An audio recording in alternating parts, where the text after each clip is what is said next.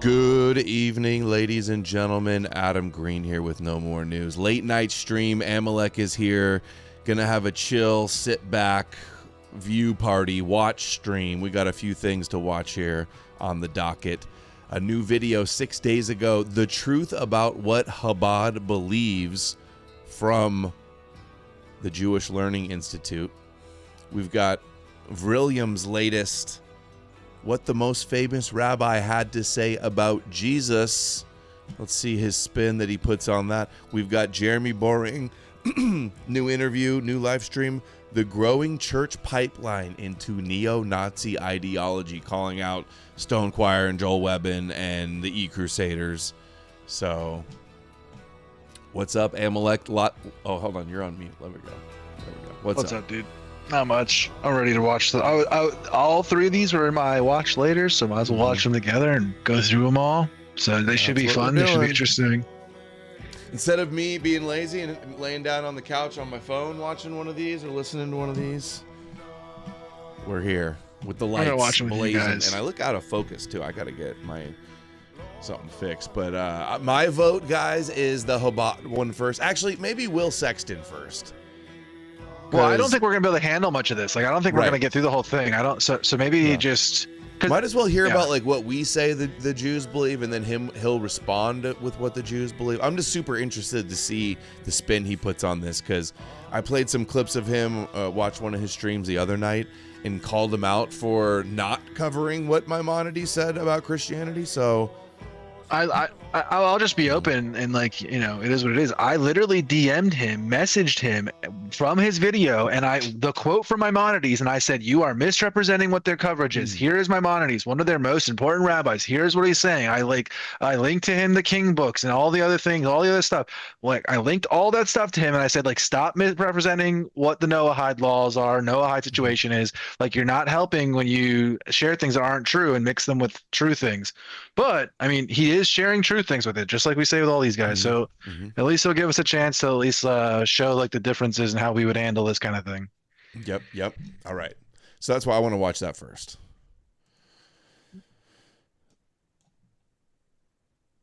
With Tucker Carlson's latest expose on Christian Zionism, Candace Owens' deep dives into Kabbalah, Ian Carroll's questioning of Chabad's religious aims, and the ever-heating potential war between Israel and Iran, the name keeps coming up that many are completely unaware of. Maimonides. He's a figure every that's one of those integral. people only started talking about Chabad like within the last 6 months. And that's who get all the shout outs and the name drops. Yeah, and if you're unaware of who Maimonides is, you actually don't know anything about the JQ. I would just say that if you're somebody who right now thinks that you know about the JQ, but you don't know who Maimonides is, you're also a noob. That's what I would say. He's pretty fast. He's pretty ADD. So I don't know if I'm going to try 1.25. Let me know if it's too fast for you guys. To modern Judaism and the Jewish history at large. There's hospitals named after him, statues of him in deep reflection, and every single synagogue on earth has copies of his masterworks. There's a bust of him in the Congress. Capitol building, I think it is. The Capitol building. Yeah. Has a bust of Maimonides. As like the lawgiver and things like that. I mean, it makes sense. The actual there's founding fathers who spoke positively. They come from him. The no-hide laws. Yeah. Well, there's also the founding fathers themselves talked about Maimonides, so they were literally reading Maimonides and some of them knew about Maimonides. Basically, they knew his teachings. They knew I can't remember who it was. I was reading maybe I don't remember which founding father it was. I was reading some of their work, and all of a sudden they just like casually referenced Maimonides. I was like, whoa, that's kind of weird. But yeah, so they knew about him pretty well, the founding fathers, and it makes sense too, right? Because he's kind of like the closest person to like the pre-modern type of religious leader they would have. Most famous Jewish sage. Okay. Read seemingly every single day. We've even seen some of the most important voices in politics, like Stephen Miller or Joe Lonsdale, attempt to equate him to Catholic saints like Thomas Aquinas or Greek philosophers like Plato. But what if I told you that Maimonides wasn't exactly the friendly and wisdom-seeking figure you might see him depicted as? That the man who's commonly presented as an enlightened sage was actually a deeply hateful, anti-European, anti-Christian radical who taught his followers sheer hatred of you, me, and everything we value. Folks, I'm Will Sexton, and for today's episode of The Narrative, we're taking a deep dive into the mind of a man so deeply embedded into Jewish history and even more targeted against our history. So strap in, hit subscribe, and be sure to leave a comment and join me in discovering the truth behind both history's greatest rabbi and our greatest threat. Dude, this goes so hard for low IQ people. I can feel it making me dumber. The music?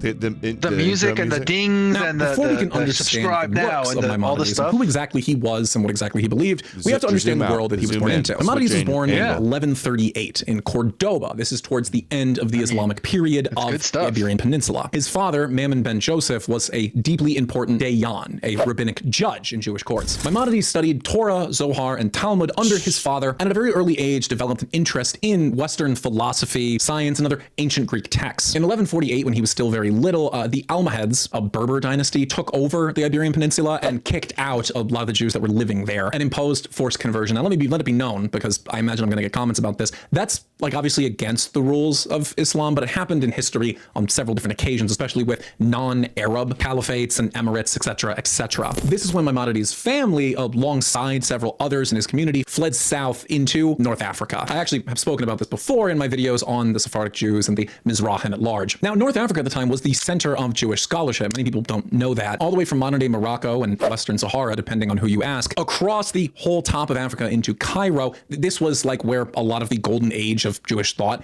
moved from Islamic Iberia into North Africa. It's at this time that he enters into the yeshiva. I feel like I'm just like reading ChatGPT or like a Wikipedia page when I watch this thing. There in the shuls there and begins studying specifically Talmud. Now, I've talked before in my Talmud video that the Talmud is actually a collection of both the Mishnah and the Gemara. He becomes very, very interested in the Mishnah. It's at this time that he begins like his master works. His first work being commentary on the Mishnah in Arabic, Kitab al-Siraj. Basically, it's this big document written in classical Arabic. So it's written in the Arabic language, but uses the Hebrew alphabet, and it's a whole this is the type of educational content that like, people need. Like, I don't know. I agree with you. It's not like I already know this stuff. It's not a big, you know what I mean? It's like, but we do need some sort of short form educational content like this. Like, I don't know. Yeah. It's important because everyone's all the liberals that like him and watch him. It's actually the biggest one to date at that time. It's basically him taking Greek philosophy, Greek rationalism that he got in Europe and applying it to Jewish law and Jewish debates as found in the Talmud. Again, if you're familiar with the Talmud, it's a series of debates between the rabbis of old, like hundreds of different rabbis. Basically, all these rabbis at the fall of the Second Temple get together, have different debates, and they record them into the Talmud. If you want a more in-depth explanation, I again have a whole video explaining what the Talmud is and how it is structured. But what you need to know for this video is that Moses ben Maimon, the guy we're talking about here, takes all of these debates, and applies this like Greek philosophy to them. This is actually why he's called Maimonides. He's a Greek-styled Hellen. Cole? I know it's going to look. I've gone through his comments before, and every single one is Cole. I don't think there's an exception, actually. Name because of his affinity for Greek philosophy. This makes him a radical. I already want to turn it off. I just want to hear what he has to say about him, what he says about Christianity. I mean, just go into the description and ask. Ask Gemini in the description. Yeah. Hold on. Just scroll down. I don't see it on here. Oh, dude, hit the description. Hold on. Go to hit the description. Like open that up. Yeah, hit more. Yeah, then scroll down a little bit and go to Gemini. Keep going. I don't see it. It's not on here. Just scroll back up. I think you passed it. Maybe I'm not signed in. Maybe it's not in because I'm not signed in because I'm on. I'm on the Brave for no commercials. I'll do it on my own. At the time, his contemporaries very influenced by Islamic thought. So they were a lot more spiritual. Okay, all the rabbinical works we have from this time that are written in what's called Judeo-Arabic, that's, like I said, the Arabic written with Hebrew characters, very spiritual, very like touchy-feely, like, spiritual mysticism, basically. He rejects that and presents this idea of rationalism, that Judaism can be understood not fully as like a religion, but more so as a rational way of life, a series of codes and ways to live that can then be utilized to further one's life and further the interests of the nation of Israel, the Jewish people. Now, this radical new way of thinking takes off with all sorts of Jewish communities, all the way from North Africa well into Europe. He takes off in a big way as his works are translated across the world. So much so that he becomes the head rabbi of the Jewish Christianity, and they still did prayers at the temple, a practice that was obviously frowned upon by those who did not believe in Jesus Christ. And so this temple, and it's targeted directly at converts to Christianity. You have to understand, at the time, early Christians were largely Jewish converts to Christianity, and they still did prayers at the temple, a practice that was obviously frowned upon by those who did not believe in Jesus Christ. And so this prayer was made standardized as a way to basically kick out the Christians, the early Christians, who they call the Nazrim, the Nazarenes, as in followers of that guy from Nazareth, because they don't like to say his name. To say the name Jesus Christ invokes the idea that he is God, and they entirely reject that. It concerns early Christians. What does it have to say? Wait, what does calling him Jesus Christ have to do with him being God? Christ doesn't mean God. It means christened Messiah. Messiah is not God. That's not blasphemy to call somebody to claim to be the Messiah. You know what I mean? Yeah, no, I agree. That's not what it is. The At 1545, he says, he explains that Maimonides identifies Christianity with Edom, Rome. That is true, but that's older than Maimonides. Mm-hmm. It's let there be no hope, and uproot the kingdom of arrogance speedily and in our days. May the Nazarenes and the sectarians perish as in a moment. Let them be blotted out of the book of life and not be written together with the righteous. You are praised, O Lord, who subdues the arrogant. Harsh, very harsh words for the Christians, not getting a big Judeo-Christian vibe from that. So that's recited every day. And the reason is Judeo-Christian doesn't mean that Christians and Jews get along on everything. It means you both come from the Torah and Judaism. That's what it means. Because Maimonides especially put a lot of importance on that specific one. He believed that the Birkat HaManim was a special prayer in the Amidah. And it's from this that he extrapolates a lot of his work. A great example is in the section of the Mishnah Torah, Rotziach Ushimrat Nefesh, the laws of murder and preservation of life. This is the section of the Mishnah Torah that deals with death and how to go about things like war, the death penalty, etc., etc. In this, he identifies the infidels, the Manim and the Nazarim, as one and the same. He basically says that all Nazarim, Christians, are Manim, infidels, and then writes specifically, it is a mitzvah to kill Manim. And Apikorsim, the term Manim refers to Jewish idolaters, those who perform transgressions. This is a misrepresentation of this section. I remember covering this before. This is wrong. This is not what he's saying here. That is not what he's saying. I would have to do a whole, I'm not ready for, I'd have to bring it up in Sephora and show it. That's not, Maimonides' position is not that it's okay to kill Christians because they're Christians. They're not in the category of that. There are Christians in that category of people who you can kill, according to Maimonides, but just being Christian is not enough for that category. sake of angering God. The term apophrosim refers to Jews who deny the Torah and the concept of prophecy. If there is the possibility, one should kill them with a sword in public view. Yeah, but a righteous Gentile wouldn't be a Jewish idolater. That would be referring to Christians. If that is not possible, one should develop a plan so that they can cause their deaths. If one sees such a person descend to a cistern and there was a ladder in the cistern, one should take the ladder and devise analogous plans. Basically, in his mind, Jews who convert to Christianity are big no-no. You have to understand at the time, this is when a lot of Christian conversion is going on because Christianity is evangelizing the world and a lot of people are leaving behind the largely fractured practice of Judaism. He also firmly identifies Christianity as yeah, they don't like Jews to convert to Christianity. Yeah, that's for sure. Imagine crying about that. Like, right? Like if Jews don't get the death penalty, when that becomes your biggest issue with Jews is that they're mad that Jews are worshiping the Jewish Messiah, it's circling the wagons. So goofy. Oda Zorah, idol worship. I've spoken about this before, more specifically on my video about the Judeo-Christian idea. Basically, he very deeply disliked Christianity and spoke very negatively about Christians. I think that's very clear.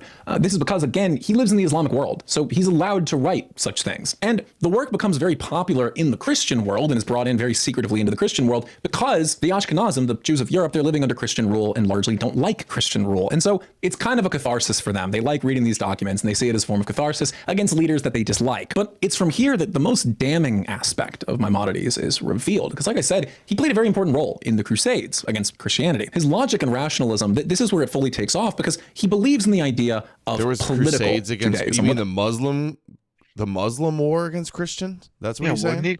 Does he mean, I guess he doesn't want to say the word jihad, probably. There wasn't a Jewish crusade.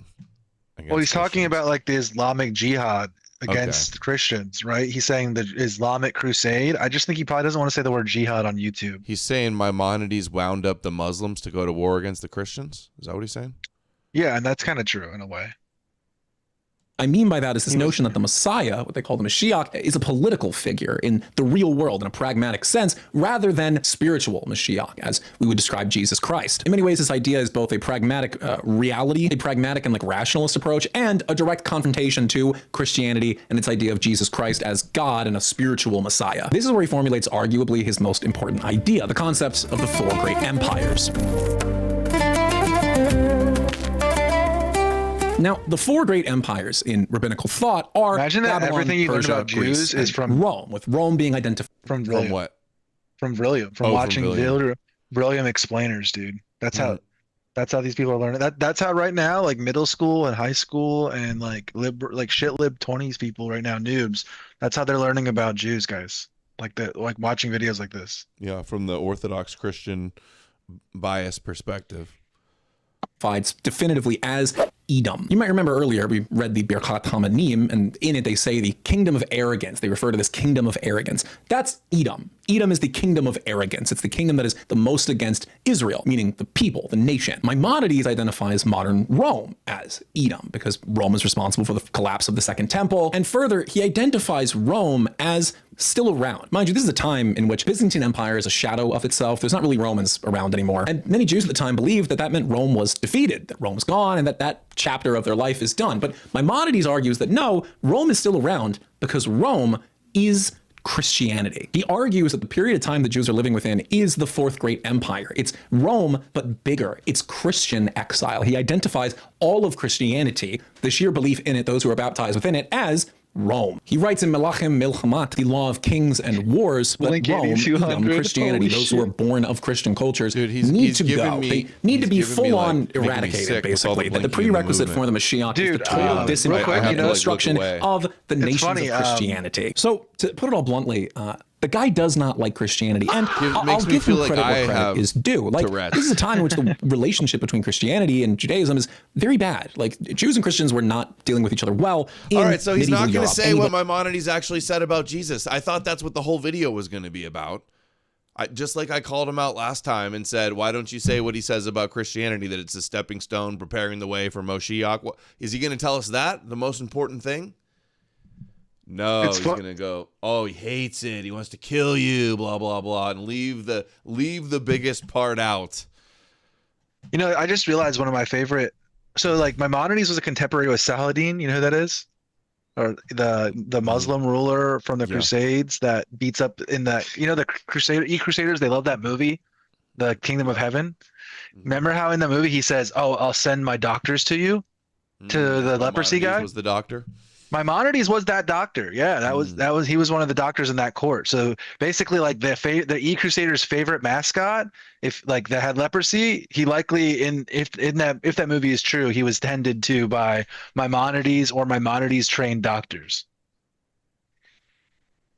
All right, so we can tell you that that's not a crazy thing to say. This is because Jewish community is, by their own definitions, Maimonides, Maimonides, Talmud, Israel, and Iran reborn. I guess that's just going to be about Gog and Magog. Foundation that was as part of violence.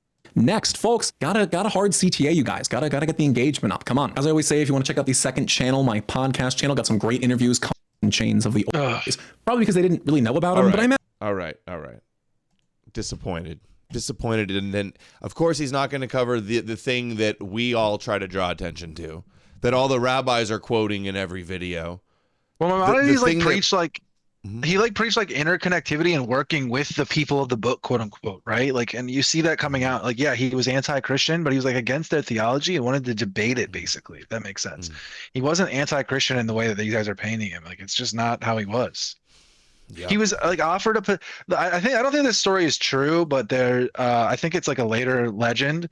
But like the courts of Europe had legends like that Richard the Lionheart and other Europeans wanted to like bring Maimonides home with them. That's how much they liked. Do Jews believe they thought they liked him, or they thought he was like a smart guy, which he was like a physician basically to them. All right, Santa Claus Rabbi, what Chabad actually believes. Let's see this. They are superior to non-Jews. To the Jewish people. Whoa. Okay, that's too fast. Sorry. Want to rebuild the third temple in Jerusalem. Why is there Chabad in every corner of the earth? In the last few months, there's been much conversation and controversy around these questions and many others. This video is meant to dispel myths and stereotypes and the many distortions, even propaganda, that's being perpetuated out there, and to provide clarity for every one of us. And you may be surprised by many of the ideas that we will share here. My name is Rabbi Simon Jacobson. I run today the Meaningful Life Center, presenting the timeless and universal wisdom of the Torah to people of all backgrounds and of all faiths and no faith. So let's begin with understanding what is Chabad, otherwise known as Lubavitch. This is a movement that was founded by Rabbi Shneur Zalman of Liadi in the 18th century, who in turn was a student of the Maggid of Mezrich, who was a student of Rabbi Yisrael Baal Shem Tov. These are the founder of Hasidus. Hasidus essentially is contemporary spirituality, Jewish spirituality. Rabbi Shneur Zalman himself had, of course, his successor was his son, and 7 generations of Chabad Rebbes, Rebbe being a teacher, a leader, followed, with Rabbi Menachem and Lishneerson being the 7th and final Rebbe. So to understand Chabad better, I think it's important to understand what is Torah. Torah is a very broad description of the mandate that God gave the human race 3,338 years ago at what is known as the revelation at Sinai. The Bible describes it in detail, and that mandate included literally instructions, directions. The word Torah actually means instruction, how to live our lives. Think of it as life's operator's manual. Now this Torah, like everything in life, has... And mind you, all the Crusaders run around going, they don't even believe the Torah. They don't follow the Torah. The Torah is ours. They don't even know what it means. Like that type of shit, right? I always have to just highlight that because we hear that the stupidest talking point ever. The Jews are secular and don't even believe the Torah, right? A body and a soul. So when we hear the word Kabbalah, for instance, Kabbalah represents the soul of Torah. When you hear the word halacha, that's the law. That's the mechanics. In the 17th, 18th century, Rabbi Yisrael Baal Shem Tov, he established the Hasidic tradition. Hasidic tradition is essentially taking the soul of Torah, but turning it into a practical game plan, so to speak. That, in turn, transferred to the next generation with the Maggid of Mezrich, followed by Rabbi Shneur Zalman. It's their game plan against the Goyim. Their game plan to carry out the Torah against the Goyim. That's what it is. Their strategy guide, their weapon, their eternal weapon. Of Liadi, who was the one that really codified a comprehensive system called Chabad Hasidus. So essentially, Chabad Hasidus is contemporary application of Kabbalistic soul teachings of the soul of Torah. Here are several of the fundamental principles that Chabad Hasidus teaches. The soul teaching of the Torah is apparently that their souls are better than Gentile souls. Bear in mind, this is not an innovation of Chabad Hasidus. This comes from Torah thousands of years ago. So in no particular order, let's begin with the very beginning, which is why are we here? What's the purpose of our lives? So Chabad Hasidus, citing a medrash is one of the oral interpretations of the written Torah, says that God desired to have a home in this material lowest of worlds. In simple English, that means that our souls came down to this world to transform the world into a home for the divine. That we come into a physical world, and our mission is to spiritualize the physical, to sanctify it. Instead of living egocentric, self-interest-driven lives, to live a life of service, a life of virtue, of kindness, of love. And hence, every human being on earth has a unique mission. Think of it like an indispensable musical note in a cosmic symphony. The mission that you have, you and only you can accomplish. No one else can. So there are 8 billion people on this planet and counting. Every one of them has something unique to contribute that no one else can contribute. Considering that every human being on earth has a unique role and a divine mission in transforming this world into a divine home. So what is the role of the Jewish people? Now we hear about the unique role of the Jews. You open up the Bible and you read the story of the Jews leaving Egypt, coming to Sinai, God choosing them to receive the Torah and use that Torah as a guide and a blueprint to transform the world. So, what's that? None of those things happened. Oh, I didn't hear it. Sorry. Oh, he's doing the Exodus story. Everyone knows the story where we were kicked out of by Egypt and Moses got the laws in Sinai and yada, yada, yada. None of those, everyone knows, none of those stories are true. Wait, what was that top comment? Hold on, what was that? So to really answer this question, we need to go back a bit in history. We all know the story that after 6 days of creation, the sixth day, God created the human being, Adam and Eve. God created them in the divine image, B'Tselem Elokim, and gave them a mission. I'm placing you in the Garden of Eden, where you shall serve and protect, cultivate this garden. This is understood to mean to transform the garden and the entire world into a beautiful place. And this was the mission given to the first two human beings, Adam and Eve, and of course, by extension, to their children, grandchildren, great-grandchildren. As the Bible continues, we find that the people went the other direction. Instead of serving and protecting, they began to take care of their own needs. But then the Bible continues and tells us the story of Abraham. That Abraham comes, grows up in a very paganistic world, but he recognizes immediately there's something wrong. And Abraham, in a process, takes time, comes to discover. See, pagan world is something wrong from the Jewish perspective. They hate pagan. Their goal of Judaism is to stamp out paganism because Yahweh wants the whole world to worship him. And the Christians adopted this message. All the pagan wars, all the pagan hate and pagan memes pleases this rabbi. You bet your ass it does. That there is a God that created it all, and that God is not human, and that God is not man-made, and God is not made out of the sun or the moon or of any tree or stone. And he recognizes God, and a relationship between him and God begins. But it was Abraham, uniquely Abraham, that the entire world agrees that he pioneered monotheism, the idea that there's one God that's above us all, and we're here on this earth, not to serve ourselves, but to serve this God. And Abraham taught that to his children, and this is the genesis and the birth of the Jewish people. At Sinai, this was consummated. Now, what about all the other nations at the time? What happened? Remember, Abraham had other children as well, and there were other nations. I didn't know this was going to be Judaism 101. I thought it was going to be like addressing the conspiracies about Chabad and the controversy and the criticism. Didn't want a freaking sermon from this Santa Claus looking rabbi. But they did not embrace at the time this perspective. They were still living a pagan type of life, and where power and control was more important than God. Also, so the Jewish people became so-called the keepers. Abraham didn't exist, and it wasn't monotheism. Like no historic Abraham invented monotheism. It was henotheistic, and you were talking about earlier on your stream today.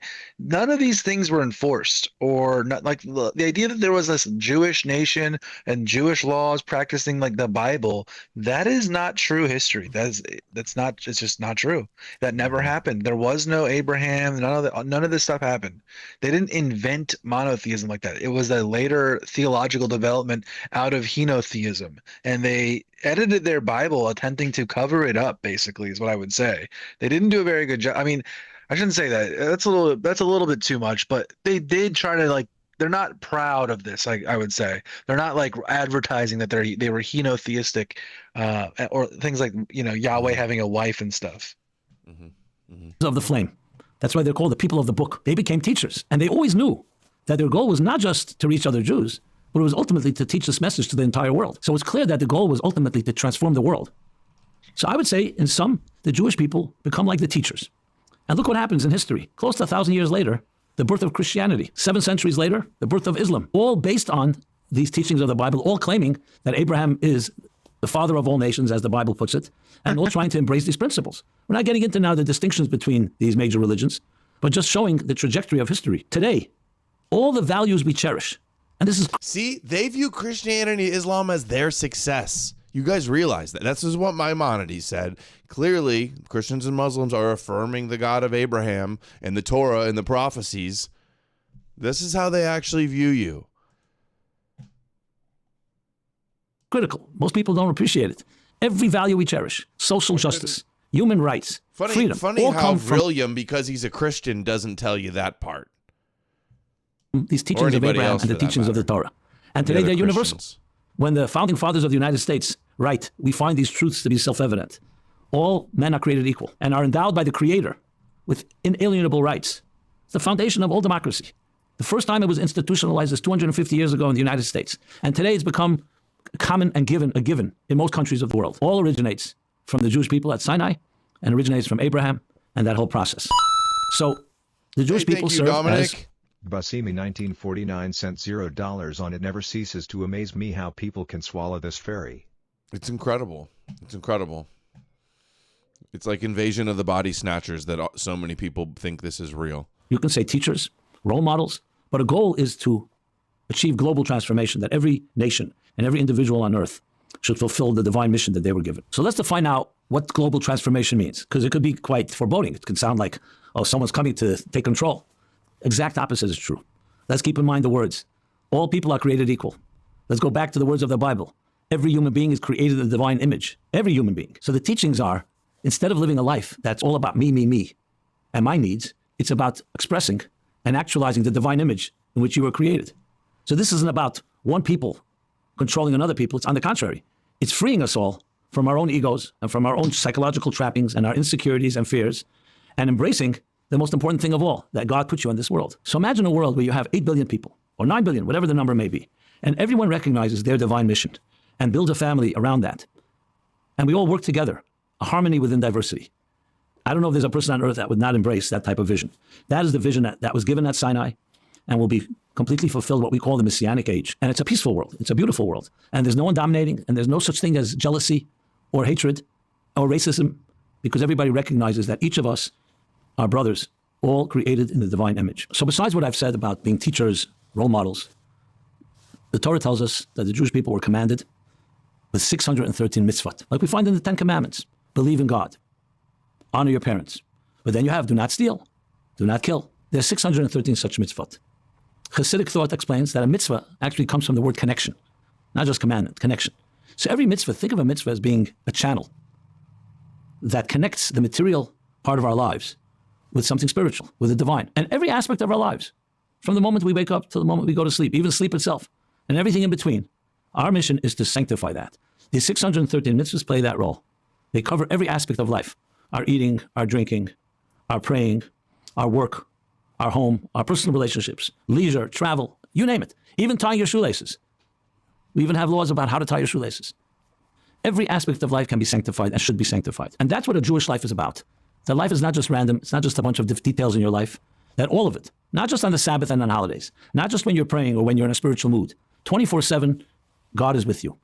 24/7, you have the mission to reveal the divine energy within everything in existence, every fiber of existence. Anything worth talking about is going to be a collective effort. Not one person can do it all, because no one has all the skills. Some people are the planners, some people are the implementers, some are the visionaries, some execute. Every company knows this. So the same thing, and even a bigger scale, is the human race. God is, of course, the creator. He desired this plan and created this plan. And he gave each one of us a different role in doing this. Should we switch it, Let's guys? even begin with the Jew. Why? Because you're perfectly fine. Be who you are. Whoever you are, you can have a relationship. You see that today? This is just Why boring, is Chabad obsessed with machines? Boring sweeping. Let's do this. Let's check out Hitler hated Christ here. Yeah, dude, I don't... Face reveal. This is the big face reveal from this guy we follow on Twitter. This is him. I think he's done other stuff before. At least I mean, I've seen his face. I don't know. Maybe this is the first thing he's done officially, but I think he's done something before. Oh, look at that. Look at that. Hold on. Look at that. Doug Wilson, one of the most prominent Christian nationalists in the country, asked, why did Antelope Hill think there was a healthy market for their books at this conference? Why indeed? Yeah, this is going to be a way better one. One of the more prominent and vocal defenders of the conference and of Antelope Hill is Joel Webbin, another pastor and founder of a media company called New Christian Right. This week, Webben posted a photo of himself with Tucker Carlson. Webben, we learned today, believes that mermaids are real and they're something to do with Nephilim's wives, spirits, something like that. Mermaids are Nephilim.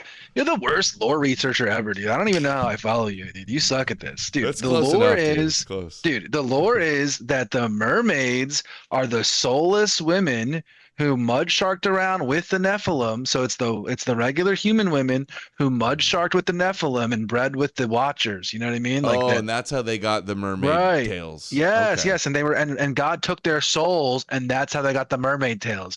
That's Joel Webben's lore, dude. Oh, come on. So they're humans that mated with the Nephilim, their souls. So not their children. They're not part Nephilim. They just bred with the Nephilim. So now they're cursed to be mermaids. You get it. That makes more sense. Yes. Okay. Yeah. That's not as crazy. That's reasonable. I'm fucking. Yeah. Come on, still dude. Just as absurd. If you're gonna attack the lore, you need to internally critique and learn the lore, just like Abrahamism and all the other fairy tales. Well, that's even crazier.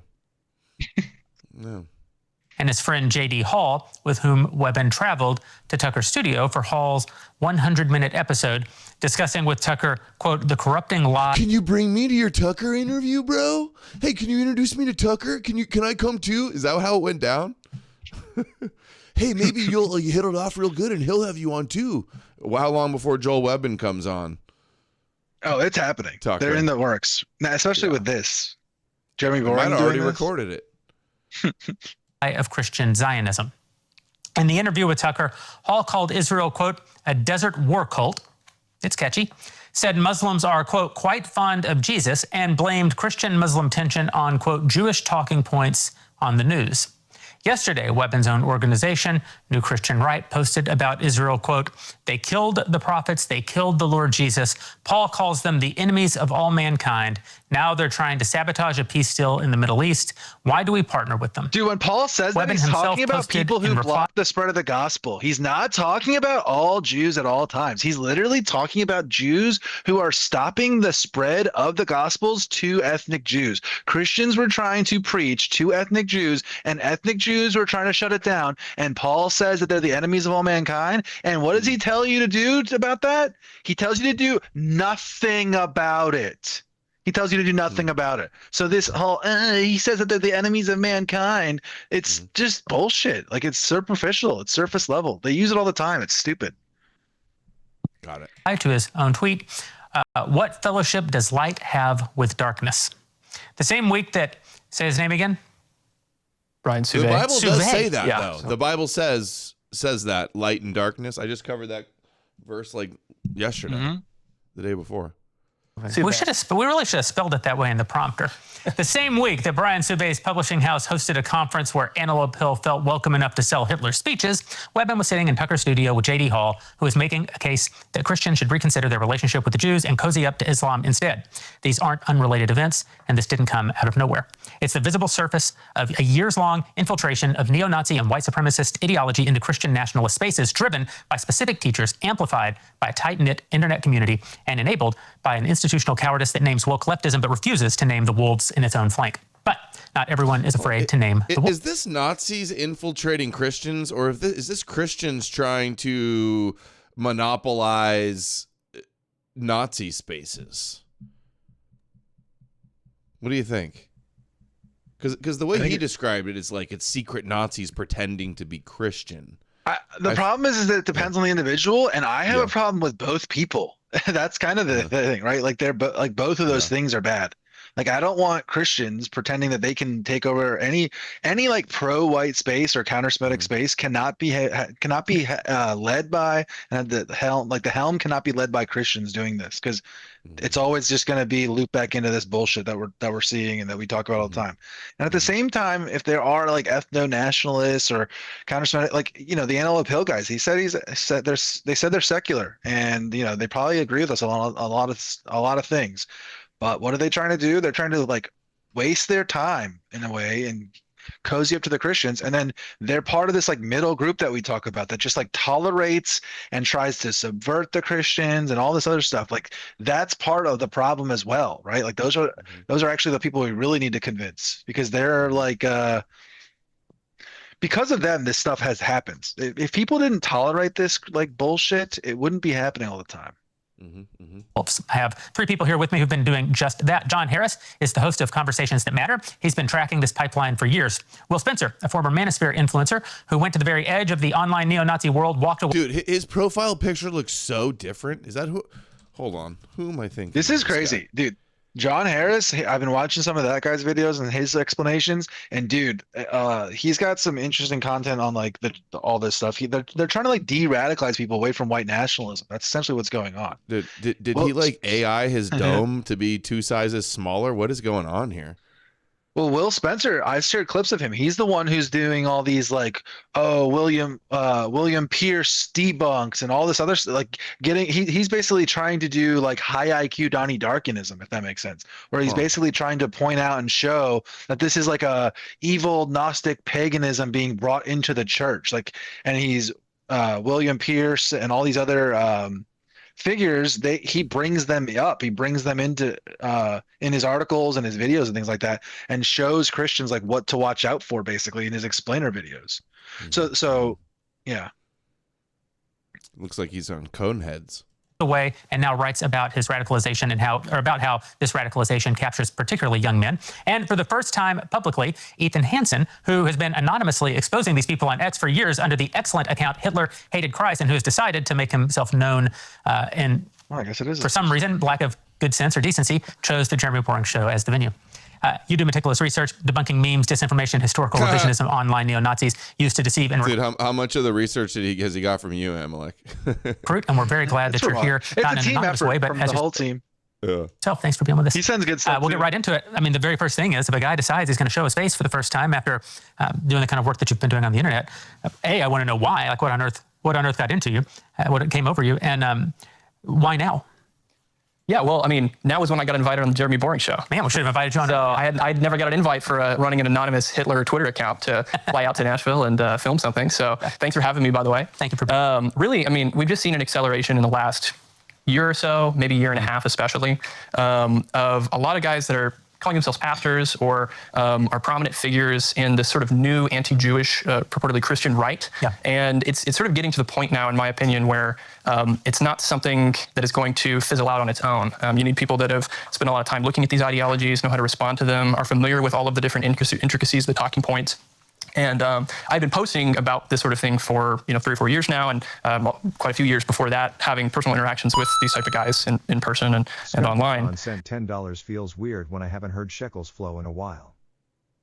Me too. Tell me about it. Hey, we're trying to hit the goal still for today. You got to do 2 streams, double shift to hit the goal, I guess. And so when I made my account, my intention was to just be a resource for information on the Third Reich, information regarding Christianity and Nazism and their incompatibility. And it seemed like when I first made my account, there was a lot of hunger for that. People were hearing a lot of conflicting information around that topic. Look, so I did an advanced search, and this is Will Spencer replied to me. I said, I knew the Bible was fiction after the first 4 pages of my cartoon book when I was 3 years old. What's your excuse, Christians? When I saw these. And look what he says, Will Spencer. Let me guess, you now believe the totally not made up theory of evolution. Yes, I do. And it's not made up. Dude. It's the truth. This was made up by Jews that didn't know shit.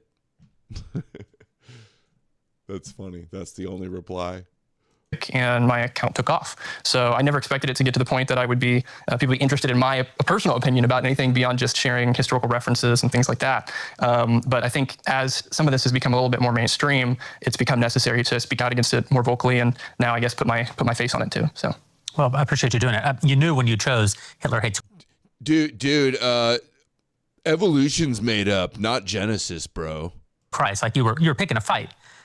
And I think that one of the biggest problems that we have in the country really right now is the anonymity of the internet. It provides real opportunities. So I think of what you've been doing is sort of like writing under Publius and writing the Federalist Papers. Like you've been doing really important work, and sometimes important work needs to be done with anonymity, and in particular in the beginning. But ultimately, if we don't put our face to our work, we just make it possible for all this bot infiltration that's happening, all the sort of manufactured social proof that's happening. So I always appreciate anytime somebody kind of steps out from behind their anonymous handle and decides to put their face on what they say. It lets everybody know that they're a real person. I think it couldn't be more important. So thanks for choosing this as the platform to do it. Yeah, thanks for having me. John, we're going to use a lot of language today, and I think it's probably good, especially for an audience that probably isn't familiar with all the terms. You know, there are concepts that are kind of common to those of us who are engaging with these ideas. But normie America, while it's starting to encounter some of these things, really, I don't think it's taken any sort of deep dive. Even Christian nationalism. Tell us what it is. Still man it for us. What is the case for Christian nationalism? Well, it's a book written by Stephen Wolfe, who's a friend of mine. It's also, I think, a broad concept that has been used as a catch-all for Christians who want to be involved in politics, and they conceive of the nation or the empire, whatever you want to conceive America as identifying as Christian. And so they want Christian laws, Christian identity, Christian mores, Christian principles in the government. And when this started becoming a topic because of media focusing on it and trying to get everyone to be scared about it, the people who used it positively started talking about things like blasphemy laws from the past, or Sabbath laws, or we're going to ban pornography. These were a lot of the discussions you saw online. The discussion has moved more into focus on Israel and the Jewish people more broadly. There's, of course, also still people talking about our identity as Americans. What does American heritage mean? So there's a lot of discussions going on, but I think there has been a shift in the conversation, at least on the internet. And there's people who are essentially neo-Nazi in their ideology, like the Stone Choir podcast, who will use that term of themselves. And there's also guys who are more paleo-conservative, like Stephen Wolfe, who like to use the term. So because it's so broadly used, it's hard to define, and you need to ask someone what they mean by it if they claim it for themselves, I think. Stone Choir played a big part in your journey. Tell us a little bit about what they do and that aspect of Christian nationalism, and maybe how it's distinct from. Remember, I debated the leader of Stone Choir, Corey Mahler, on I Hypocrite show. Say the paleo-conservative. Remember, I did a 9-hour space with him and raked him over the coals and got him to with Big Tech and the boys. And got him to admit that Jesus was Jewish. And he really fell off after that too. Well, yeah, and the kelp sharks, right? And he fell off after that. Dude, his podcast is so. I've listened to, I think, almost every episode, other than like maybe the last 2 months now. Oh, like really? They're still doing the podcast? I don't know what's going on there. I haven't even checked. That's where they did that little announcement. So I don't know what's going on there, but I'll have to I'll have to circle back on that. But dude, their arguments are super like they're just dumb. Like that's like the best generalization I can give people. Their Galatians 3:28 argument is that essentially Paul, because he's saying that there's no distinction, that itself shows that there's a distinction in reality. Like that's the argument. It's the dumbest. You can literally do that with anything. Oh, what he's saying is by showing the difference, he's showing that there's actually no difference, or there is a difference there by saying that there's no difference. Like that's their argument basically. That's how all of their arguments are. It's like stupid textual proof. It's like a slightly higher IQ version of the CI guys doing ruddy stuff. You know what I mean? I come at this sort of from an interesting direction. I spent 20 years in the New Age, a little bit like Lucas Gage, who you spoke with last week. And so in that world, Holocaust denialism isn't framed in sort of racial, ethnic terms. It's more. I bet you all these people they're calling out right now are calling every one of them Jewish. I bet, right? They're calling him Jewish. They're calling Hitler hated Christ Jewish. Dude, there's Christian accounts right now tweeting pictures of Hitler hated Christ right now, calling him Jewish, calling him. Remember, this is the nerd trying to get you kicked out of your church. These are our churches, and we're not going anywhere. Yeah, okay, buddy. These guys have way more influence and power than you, and they will crush you out of the churches. Because the churches are on their side too. Let's get real. They're the real Christians. You can organize 10 million dumb people, and they'll never do anything. And to sort of create this parasitic kind of grid over the world, if you could think of things that way. And so that was the world that I was discipled in. And so then I find my way into Reformed Christianity. I find the Stone Choir podcast, and they're approaching that issue, and they're approaching the issues of Jewish influence. And I've been discipled by the internet. I'm arrogant, I'm vain, I'm proud. And I think because I grew up in a Jewish family, I can handle these topics. And I was wrong. I was very wrong. So a pastor intervened. I posted the podcast. It was a 6-hour podcast, longest podcast ever done. He's Jewish. Yeah, he's Jewish. I should have said that earlier. Yeah. When we covered his clip last time. I didn't even know. Yeah. Dude, did he goyify his AI profile picture? He didn't have the nose tip in the AI image. the AI gave him decreased his cone head and gave him a nose job. Jarvis, hit me with the goy beam. Me interviewing them, yeah. So I posted the podcast, and that day, that morning, actually, the night before, Pastor Wendell Ellis. He saw that. He and I were friends. I had been attending his church for a while. I wasn't a member yet, but he stayed up all night, late into the night praying over what to do, and woke up early praying what to do, and decided to intervene in my life. And so he emailed me that morning, and he sent screenshots of a telegram that one of the co-hosts of Stone Choir, Corey Mahler, had. And the screenshots that he sent me showed me who it was I had really been talking to. The one that really stands out in my mind said, "We will win down here, and then we will make the enemies of God suffer." And as soon as I saw that, I realized I'm in way over my head. And I had not done my research, and I had failed. So I posted a repentance tweet for hosting the podcast, pulled it immediately, said, "This is entirely on me. It's my own failure of research. I failed to do my due diligence." And I expected that would be the end of it. But it wasn't. There was an outpouring of rage at me, completely unexpected. I had no idea. I did just a short repentance tweet. I just pulled it. Didn't say anything about them, really. I said, "I repent for associating with views that I found reprehensible," something like that. Like, I didn't want to be associated with that. I didn't say they should be deplatformed or anything like that. But the tweet did 250,000 views, and the vitriol and the hatred that I received was really shocking to me. And I felt that after that point, that it was as if I had been in a very dark cave, and something very large had brushed up against me in the dark. And I realized I had touched something that was much bigger than I realized. And so it was after that I found the book Black Sun by Nicholas Goodrick Clark, which I recommend. You can get the Kindle edition free, first 50 pages. And I read that, and I realized what it was I had contacted. And that sent me on the journey that's led me here today. Is the Christian nationalism movement primarily online? I would say so. There's certainly politicians who have used the label. A good friend of mine, Dusty Devers, has used that label in Oklahoma. Maybe Dustin Nemos is onto something with these cone heads, bro. I'm joking, obviously. But that's a hell of a dome. On the state level. And of course, there's people like, I think, Lauren Boebert and Marjorie Taylor Greene who have used the term, but it's more popular online than it seems to be in actual campaigns for political office. When politicians have invoked it, do you think that they're invoking it they're going to start using the term for the sound or for the actual substance? They're going to like that. Christian nationalism. If they ever catch on. Yeah. Internet Christians, e-Crusaders. I mean, it has one can imagine that it's really just a way of saying that I'm one of the cool kids, right? I'm one of the cool kids and I'm Christian. But then it also has substantive meaning. Do you think that they're invoking that? It's hard to say with all of them. I know Dusty the best, and I think he has very pure motives, and he looks at it as, I just want the country to return to a state of normalcy where things were more Christian. It seems like they're less Christian now. And he's hoping that voters see it that way too.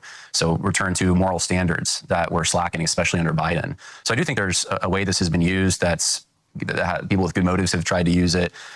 There's obviously people, I mentioned the Stone Choir podcast before, who see it as something that's adjacent to or in league with other ideas like National Socialism. So again, the problem is it is somewhat of a catch-all term, and it's developing. And this is one of the issues with the internet is these terms come into being and they take a life of their own, and they go places that maybe even the people who created them never intended them to go.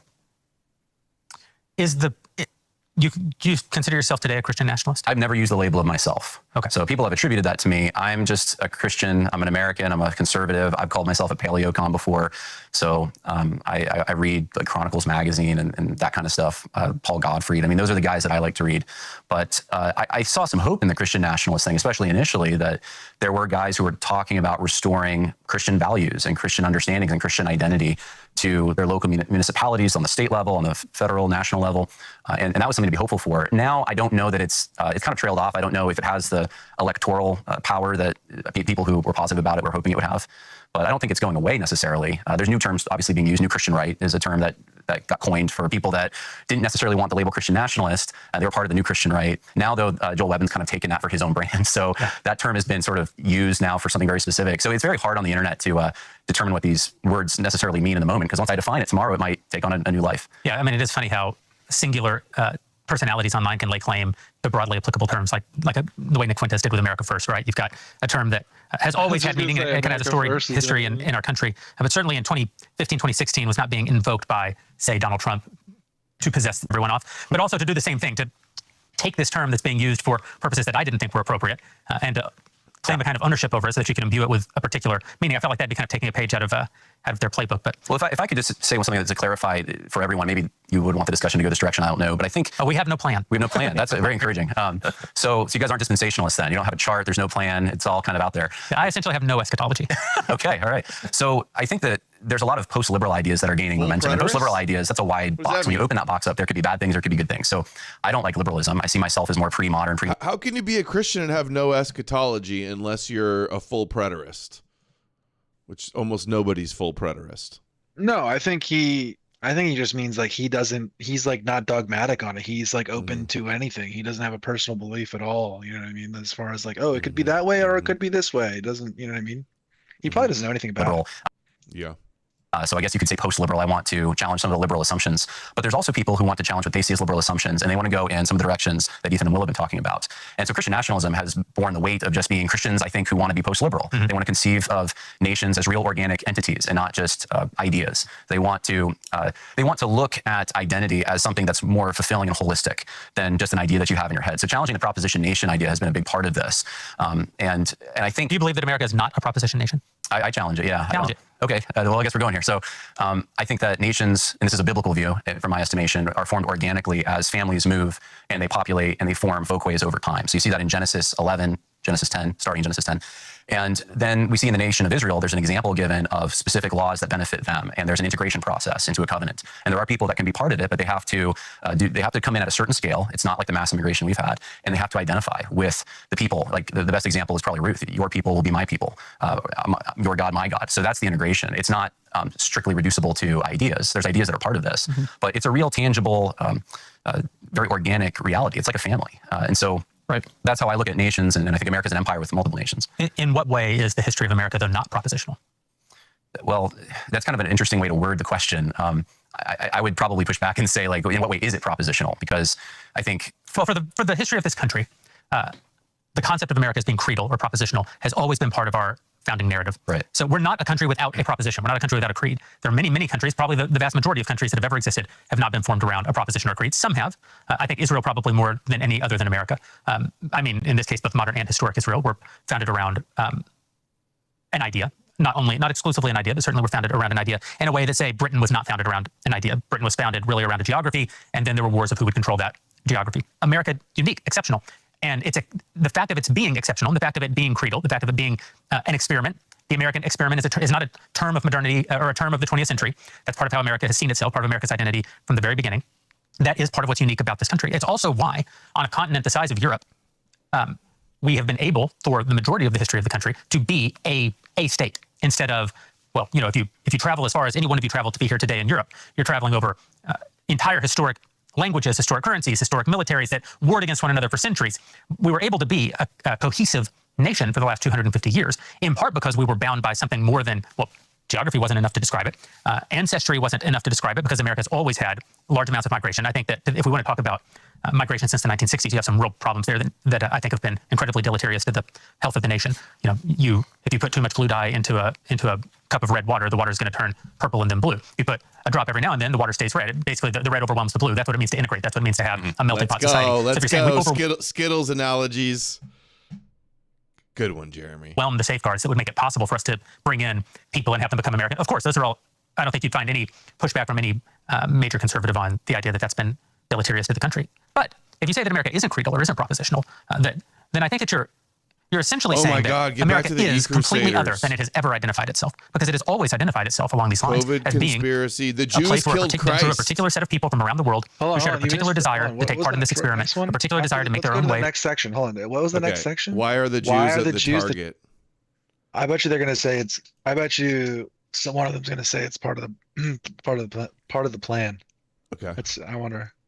Of the country, not just the sort of ethnic background of the country, which was always very diverse. If I can interject real fast, you did just mention there in what you just said, that it's a family. So a family is largely, you have natural portions of your family that are when you have kids and they're born into your family, but other people can be adopted into your family, and your family has principles, right? I don't think that America is purely racial, ethnic, cultural, anything like that, because people aren't any of those things alone, right? And so I think maybe, and John can kind of clarify that a little bit, but it was interesting. He's literally exactly like what I imagined he looked like. No joke. You used the word family there because it seemed to be like kind of what you were inferring a second ago, but you seem to think maybe, John, that was outside of Well, you also talk about particularity. So, the Declaration of Independence itself, which I think America predates that because you had settlers coming hundreds of years before that document. But even in that document, the majority of the document is about rights as British subjects being abrogated by the king, essentially. So you get to the Constitution, and it's for ourselves and our posterity. You have these various states who have their own identities, their own religious tests, their own particularities. And I think of George Washington's farewell address, where he tries to say to this diverse country, diverse because there's 4 British pathways here, folkways, that, hey, you all have the same language, the same customs, the same religion, so you're Americans, you need to stick together. He doesn't talk about you all have the same ideas about freedom or equality or market participation, which I grant you, I think everything you said is true. We'll go to 25. And was intellectual in a way that the founding of most nations. He's got people that one of his speakers thinks that there's a God in you, and everyone has one, and no God is better than the other. And he's going to be speaking under the banner of Christ is King, which is a deeply theological statement. If Christ is truly King, then we have to submit to him. He owns us, and this is the Christ of the Bible is a particular person. And so if you do a conference and the majority of your speakers are, he's Baptist pastor, they're not even Protestant. And then there's some that have very dubious actions and professions and connections to things that are not Christian, then what are you telling your audience? These are the people that know about Christ being King. Well, that's not Christianity. So I see that as a threat. Oh, but that's because Christ is King. That's because Christ is King is a political statement and not a religious statement. Christ is Lord is a religious statement. That's right. That's a confession of faith. I've actually argued this with some Catholic employees of mine. Probably wasn't the smartest thing to talk about at work. But I said, Christ is King is not that's not a traditionally Christian statement. And he said, well, that's not true. I'm Catholic. We have lots of churches that are named Christ the King, and we have conferences Christ the King. I said, yeah, Christ the King is not what I'm saying. Christ is King is a political statement. Christ the King is a reference to Christ, who of course is King of Kings and Lord of Lords. I'm not saying that the idea that Christ is King is itself anathema to Christianity. Of course it isn't. We believe that Christ is King. But the expression Christ is King as a political statement is not the same as a church being named Christ the King. Right. It is a distinct it comes concept. from Mexicans. Christ is it's Lord. A Mexican statement. Of course, Jesus is Lord. Oh, yeah, right. The Mexican Revolution. It's a Mexican thing, guys. And he is right. It is a political statement. Saying that Moshiach is the king of whatever nation or king of whatever you're talking about, that is political. It's saying that the Jewish Messiah has political sovereignty over the people, over the nation, over the government, however it's being used. That is talk about an imaginary king doesn't sit right with me. People trying to tell you that no, some imaginary Jewish superhero in heaven is your king and you will bow. Yeah. Pass. Complete the sentence. Christ is King of the Jews. Of the Jews. Well, Christ is King of Kings. Christ is King of the Jews is a statement by Pilate. Right. It's not a. That's not a. Title that Jesus wore. It's prophetic though. He's it's actually in the beginning of when he was born too. The wise men come. They call him, "Where is he the born, the King of the Jews?" Come on, he's the Davidic leader, the Davidic Messiah. He was king. And when he comes back, he's supposed to rule as king. Yeah, with an iron scepter. Come on. He's seated on David's throne. This is that's the sort of irony of it, I suppose. Exactly. And Pharisees didn't like it. Right. But Christ is King is the weaponization of Christianity in the public dialogue. It's pretty transparently that. And I wish everyone who said Christ is King had the courage to get on their live stream and also confess Christ is Lord and be held to that standard as opposed to the political standard they profess instead. Oh my God. Christ is King. They'll all do that. Christ, dude, this is the most semantic thing ever. Christ is King. Christ is Lord. Of a kind. Yeah, I'm sure Nick would never say Christ is Lord. He could never do that. That'd be too hard. They do it without blinking. Well, shouting God is great in Arabic, true enough. True enough, but if you hear somebody shout it on a bus, you don't think amen. That's not the first thing that comes to your mind. He's right. The theme of Matthew, though, is the kingship of Christ. That is the theme of that gospel. So, there is truth in that, but the question is always what Christ and in what sense is he king? And if we water it down to just a political message, that means we're all anti-Israel. Well, but I'm saying that it's not watering it down. It is its exclusive purpose as it is currently invoked. The invocation today of Christ as King in public discourse is not to advance Matthew's perspective on the messianic claims of Christ. It has nothing to do with Christ sitting on the throne of David. It's a political statement that's meant to be exclusionary. And it's a political statement that's both meant to exclude the Jews. You could say it's meant to exclude everyone who isn't Christian, but I don't actually think that that's what it's meant to do, to your point. Yeah. It's only meant to exclude the Jews. Wrong. They say it to pagans too. You're so wrong, Jeremy. How out of the loop are you? You don't think Christians are in my comments on all over TikTok and Instagram when they don't have an argument and they're triggered? That's what they say. Christ is King. And it's meant to undermine the idea Jews. Of the American founding. It's a rejection of liberalism per se, of the entire idea of self-government or democratic government. It's a invocation of the idea of essentially a sort of integralist view that the church should run the government in a monarchical way. And those are the two ways that it's actually being invoked. It's not being invoked in any sort of... Maybe from the big heavy hitters. Yeah. Like Mick Fuentes and Candace Owens. Or... Of course, a lot of people use... And this is why I asked about the politicians and the term Christian nationalism. A lot of people end up using terms that they don't know what the connotative meaning of the term is. And so, I've said this before, not every Catholic is an integralist. In fact, most Catholics have never heard the term Catholic integralism, and not every Catholic who uses the term Catholic integralist is a Catholic integralist. It's a term that becomes popular in the vernacular. Do you support Black Lives Matter? A lot more people now than maybe 5-6 years ago. Of it falls apart in midair. That's the strategy that I think works anyway. Oh, there it is. So why is this movement that we're discussing getting so much purchase online? Is it only the excesses of liberalism and a rejection of them? Is it foreign propaganda? Is it an emerging political movement and people are falling into it along tribal lines? But what's driving it? It's all the above, I think. I mean, I've seen a lot of people saying it is a reaction to the excesses of liberalism, and I think there is some truth to that. But in the reading that I've done, and since my experience a couple years ago, I decided that it wasn't simply enough to not be wrong. I wanted to be right. So I started reading a lot, and I went on a journey of reading. And so I mentioned I started with the book Black Sun by Nicholas Goodyer Clark. That led me to a book called Warrant for Genocide. Isn't this funny that this guy's raised in a Jewish family? It turns into a Christian and then becomes a fan of Stone Choir.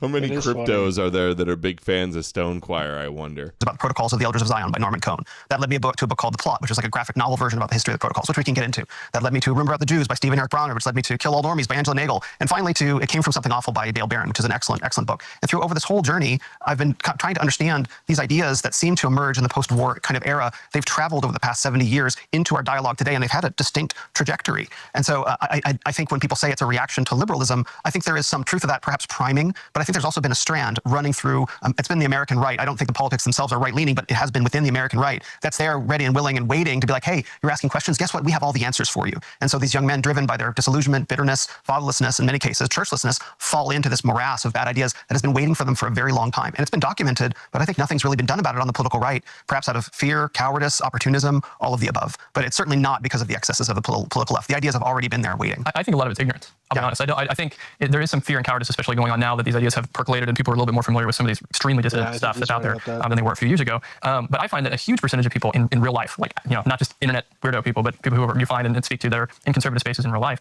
a lot of them have no idea what to do with these sort of things. Like if someone comes up and hits you with some long diatribe about dispensationalism and the Schofield Bible and how the Jews have destroyed American Christianity, your average GOP voter, your average conservative person might go to church every single Sunday, Dude, very solid Christian, has no idea what to do with that. And so some of it is just all the time. They actually don't know they don't know anything. When you say, like, they think that Christian nationalism and what I'm talking about is a George Soros funded plot of AI bots online, and that there's nobody online who could possibly be racist and Christian, or who could possibly be like anti-Jewish and Christian. That is the normie, everyday American Christian that I talk to, from church leadership all the way down to like the lay person or just like the members of the church. They are totally clueless in every single way. Even like their consulting firms that are supposed to be doing work on this kind of thing and consulting the churches on how to do policy, they're clueless on this. They actually believe that when the term Christian nationalist comes up, or any of the things that we're talking about as far as like racist online Christians, they think that is a made up thing. It's crazy, I know, but that is they're totally naive. Remember when one of a non-Christian called into Jay Dyer and said, "What do you think about these like Orthodox Christian Nazis?" He's like, "Oh, he thought he was a Fed trolling," and dropped it because the idea. Meanwhile, of every day in a space, I got a new Christian Orthodox is like preposterous to him. In Eastern Orthodox Nazi was basically like a new one came into the spaces every single night, at least once, straight up, multiple times a night usually, but at least once. It's like one of the most popular new strains of retard are American or Western people in the UK who are like some version of like neo-Nazi Orthodox, which is just completely, that actually might be the most contradictory retarded version. Just takes time, and you have to explain to people where this stuff comes from, how to refute it. You have to get out the Schofield Bible and look at, this is what it actually says, whatever. And a lot of that's not happening. And so people are left with, well, this guy's saying stuff that like makes sense if I accept his framing. I don't even have an alternative framing. What am I going to pick? Well, that's why your work is amazing. Just so I can compliment you, like why I appreciate it so much is that you've been doing the real dirty work of that for a long time. Thank you. So I wrote a piece called Red Pills Without Roots for American Reformer maybe 2 years ago now. And there's three basic things, if I remember correctly, that I highlight in that, and I still think this is true. Having observed from a ministerial perspective, I led a college career group, and actually I was involved in the conversion of a guy back in 2016 who was coming from the alt-right. And the three things were, number one, there is sort of a deracination element to this. That I've criticized some of this because people, even me being on the show, like I'm getting all kinds of hate, I'm sure, online right now, because like I've colored outside the lines and I'm sitting with Jeremy Boring and he's with the Daily Wire, and the Daily Wire is owned by Jews or whatever. And there's like a very heavy tribal element here, and people find their sense of belonging and appreciation in these chat groups and things like that. Oh, yeah. Whereas I think of my belonging as rooted John Harris. And organic things, my family, my region, my religion. So I think that has become primary for some people with the advent on the online. The second element is their leaders have betrayed them. There's a sense that we've been lied to, we've been betrayed. 2020 really brought that out. And so a movement that gives you a transgressive ability and permission, I think, is very attractive. We're going to go kick back to the guys who betrayed you. And you know what they don't like? Well, they don't like Nazis. Let's talk about that. Or they seem to like Israel a lot. Let's really trash Israel. So I think there's an appeal there. And then thirdly, from the perspective of a lot of younger people, and they're not half wrong about this, the outlook for them is not the same as it was for their parents and grandparents economically and even socially. So a revolutionary movement that says, hey, you're a king, you get some muscles on you, and we're going to take back everything that's been stolen. That's a very attractive idea. Those three things, I think, they animate what we're talking about. Mm-hmm. Right. Some of the things you just said aren't true. Like the economic outlook for Gen Z is great. Oh, no, I mean from their perception, yeah. That's right. They're being told that their economic outlook is terrible, and they're choosing, and I say choosing because I grant them some agency, not to say that they aren't actually being victimized, because they are, but they're ultimately choosing to believe it. They live in the greatest time of economic opportunity that's ever existed in all of human history. Every generation is always told that they're not going to have the economic opportunity that their fathers had. Nobody can afford a house. Nobody young can get a house. Anybody who's like under the age of 35 cannot get a house, Jeremy Boring. Do you understand that? You or fucking jobs. retard. You graduate from college to get in good jobs that are available for Americans. All job postings are fake, basically. Yeah. Half of them are fake or something. The numbers are crazy. Dude, he has no idea. Wages are way down. You literally spent millions of dollars to do your own little personal pet project of making yourself into like a movie, like a movie TV show network, and threw the Daily Wire down the drain while you did it. You're in an ivory tower who has no fucking clue about the economy and the way everyday people live. You're an idiot. That's actually not true. So much money to start Daily Wire, I wonder. He has millions of dollars. Yeah, I wonder what his background is too. But I was reading some stuff from the last time we covered him, and it said he was like self-made largely, though. So I don't know. I'd have to read more. I'll ask Grok. I'll ask Grok what it says. Yeah. Back in time, I'm not exaggerating this. If you go 10 years into the past, just the other day, every magazine, every newspaper, every newscast was about how the millennials were being left behind. They weren't going to get to live the American dream. They were going to be the first generation in American history who didn't have it as well as their parents had it. You fast forward 10 years later, they're the richest generation in all of human history. They jumped past Gen X. They jumped past the boomers at the same age. Same thing will be true of Gen Z if we don't burn down the system. Is that what we have to do? Is Jeremy Boring failing the per capita? Yeah. Either way. Yeah. Putting both those things in, inflation or per capita, there's no way what he's saying is true. Millennials and younger, like I just said, they literally cannot afford a house, and there's no prospect that they're going to be able to. And rent is now so high that they can't even like tuck money away to buy a house one day. If you start renting, you literally get caught in a cycle of renting for the rest of your life. Okay? So this guy has no fucking clue what he's talking about. In the meantime, they're going to be the most prosperous generation that's ever existed. They have the most opportunity in front of them right now that's ever existed. The voices that are feeding them this feeling of economic despair aren't doing so accidentally. That's a well-organized, well-funded political operation driving division in this country, which is one of the reasons that I think that it's funny that a lot of the young people who are accepting this argument that their country is bad frame themselves as being like, this is why we're going to take it back. We're the true Americans. America was never about these bad ideas. Communists at least address apparently. He got investors to invest into Daily Wire, and then grew that, and that's how he got rich. Apparently, so he's basically given money by Jews, like just straight up. He was given money by Jews. It was and the Zionists. Wilkes brothers. It was the oil Wilkes brothers, which are Christian Zionists, I believe. Yeah, I was just gonna say Christian Zionists and Jews, spiritual Jews and regular Jews. Is us. We are real America. And it's like, well, you are real Americans. There's no question about that. But the thing that you're rejecting is also real America. And you're rejecting it, you think, because of its actual failures, when in reality, you're being used by people who want to an enemy to fixate on someone to blame things on. And it's that psychological function, but operating at different levels of resolution throughout history. Hold on.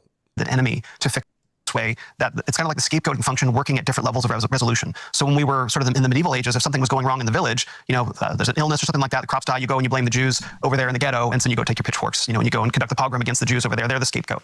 When you get to the level of nationalism, if something's going wrong within the nation, it must be some outside force that's coming in and polluting your nation. This is kind of like the Nazi view. Like Did they really ever attack Jews because the crops didn't do well? Is that really a true story? Is he just making that up?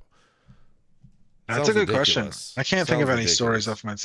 I think he's really what he's saying is true though. Like or as far as like the general history, I do think that there's something to this that, but it's not as simple as he's describing.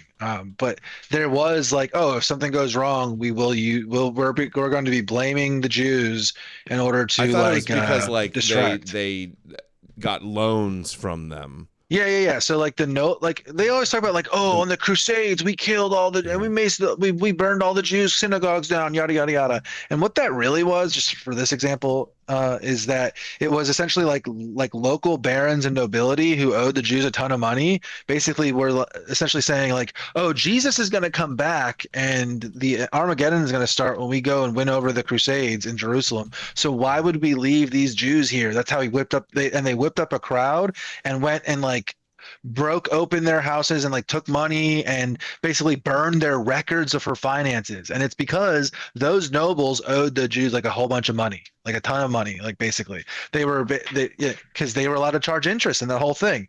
So that's why those nobles did that. But how did they do it? By whipping up the retards, right? So, and then what happened is the Jews just got like an immense amount of sympathy. The churches and everybody else, just like everyone's familiar with now, all the king's horses and all the king's men rushed to help the Jews, put back all their money and all their savings again, and their poor victimhood status, and they get protected. And what did that peasants' uprising amount to? Nothing. It's a footnote in history. We get to tell another story about how Jews gained power from some stupid ass peasant pogrom. So that's just one example, but that's how basically every single one of those examples are.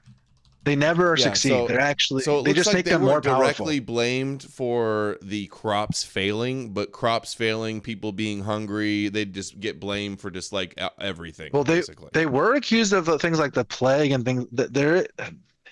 I see this. There are examples in medieval and early Europe where Jews were accused of causing droughts or bad weather through sorcery, bringing divine punishment on a community, cursing fields or livestock, or damaging crops through magic.